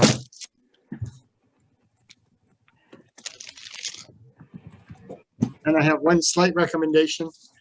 I think the minutes are supposed to record the votes as 500 or something like that. You have to have the yeses, the noes, and the abstentions. Okay. Yep, that's right. Everett, think I have anything else. do you also want to talk about the in-kind, the chair approving the in-kind stuff without the meeting? Well, I can tell you what the history was. We ran it for about 3 years, and we had meetings on things like re-roofing and stuff like that. At some particular point, the commission felt that they were comfortable enough. If I determined that was an in-kind, I started with roofing, that they were going to take an asphalt roof and put on an asphalt roof. There were slight changes from 3-tab to architect. We had a lot of discussion about that. Yeah. And I was allowed to write those certificates and just notify the board at the next meeting. Once or twice, there were things going on to buildings that were basically in the rear of the building that were all being done in kind. And so I guess probably did 2 of those. We didn't get many major projects. Major projects would come to the board anyway. Any change in roof line, any change in window structure, any change in guttering, for example, even though gutters are not on they're on our exempt list, if they have to change the fascia and stuff like that, it came back to the committee. So I don't know whether you want to move that along to make your 2 chair people, co-chairs, however, chair and assistant chair, capable of doing that. I also don't know how it works with the new certificates that are written by the town hall or something. I don't know how it's working. So maybe you want to check that out. But I think it makes it run a lot more conveniently and a lot more fluently for the people. And I think they got good response from us. That's about it, I guess. If you have questions, I'd answer them, but I think it was a. How many of those did you approve? Depending on how hard it rained. How many in kind do you remember getting and not taking to the full? I would say an average probably 3 a year, 3 or 4. I'm roughing that for over 5 years, so 5 a year for 5 years, 25 of them. It made it a lot more smooth out in the public, but I don't know. Did it mean that there were no meetings certain months? There were several months we had no meetings. Because you were doing this extra stuff? Yeah. That way it makes it more convenient for us, I guess, if that's what you want to call it. But it does require a little bit of understanding of the technology of construction and what they're trying to write or what they're trying to avoid in their application sometimes. I don't think it's a major. Roofing is a fairly easy one to deal with, but others could get more complicated. So you could just revert back and say, nope, let's go before the board. It's a certificate of, I think it went down, I have to go back, certificate of non-applicability or appropriateness when it's just a roof change. I think it fell under appropriateness even. And it was also associated with routine maintenance, I believe. Right. Somebody wanted to replace a board, I would write it with in kind, explain what in kind meant to them. There's been a lot of discussion. Chris Skelly just ran a workshop on windows. And well, actually it was more on materials, building materials. There's been such a downgrade in the quality of lumber that the whole terminology of tech wood and plastic wood and all this has come into the diet, requiring people when they're putting a sill cover plate on because it's rotted out in the last 50 years, and they put in a Home Depot quick grown tree and prime it, paint it, do whatever they want to do with it, and in 3 years it's rotten again. Because the new wood is so deficient on growth rings. I actually have a piece out in the thing. In 4 inches, there are approximately 30 growth rings, and in a new piece of wood, there'd be like 11. It's just, so it's become what is a local district going to really push on? And it went around to several different things, including such things as windows. They take out an old window because they didn't maintain it, and they put in another window, and it lasts 6 years. What's the cost factor in the flip around? It's not really conservation when you have to tear out 3 good windows to put them all in the room the same, and knowing that this thing's available for them. You remember? Did they vote to give you that authority? I believe so. Yeah, I believe so. Amelia, do you have any? I mean, I'm kind of, I don't mind doing it. I would, I don't know, I'm kind of on the fence. I wouldn't mind. I wouldn't mind doing it, or maybe revisiting in 6 months once we get our feet a little more wet. I think that would be a I better just idea. don't want to issue something and then I wasn't supposed to. Yeah. I kind of feel like we're two newbies here, Pino, so maybe a little more Oh, water why under the can't you bridge do would it be like better. I did? A fence snuck by on me. Instead of a 4-foot fence, I got a 6-foot fence. Oops. Oops. And I'm still very upset about it. I thought about that when the fence came in, but yeah, let's push it. Let's just push it. You know, let's revisit it a little later in the year. I'm just reminding you, I'm not pushing Yeah. it, I'm not unpushing it. And I'd certainly be glad to act as a resource to go out and read the application and look at it and say, yeah, this is just routine. We do have to remember that a lot of the contractors push to sell their product. They think it's gold, and hey, it's rolled gold. It's not the same. It's not even sterling silver underneath. Okay. So I'm just bringing it up to make us aware of it. That's all. Yeah, I think we'll end up doing it. I'd like to wait maybe just a little. You know, if we start getting inundated with dozens of in-kind things, or just having these meetings and wasting time, when you know, we can, you know, that's one thing. But if it's 2 or 3 a year, Yeah. It happens in the fall for roofing, and after a big storm for roofing. Okay. That's the biggest push. And since a lot of people have had their roofs redone because we've had several big storms, I think there'll be less of an issue about it anyway. Okay. Virginia? I just wanted to throw in that the listserv done by Mass Historical Commission noted today that Harvey Windows has stopped producing the one replacement window that they, many of the people in historic districts accepted and used as an example for a good product, and they've stopped making it. So it's a constant battle with things going on. It is. All right. Anyone else with new business? Oh, I just wanted to ask, admittedly, I did not handle it well, but that nasty attitude from our applicant there, is that something I should expect to see more of, or that was weird? You never know. Huh. Okay. Well, I would, not on this, but on other boards, I've seen it a lot worse. Well, he raised his it's good. voice. And, you know, I live with teenagers, so I feel like my tolerance is pretty high for foul stuff. But, you know, you shouldn't be yelling at another adult. That's not acceptable.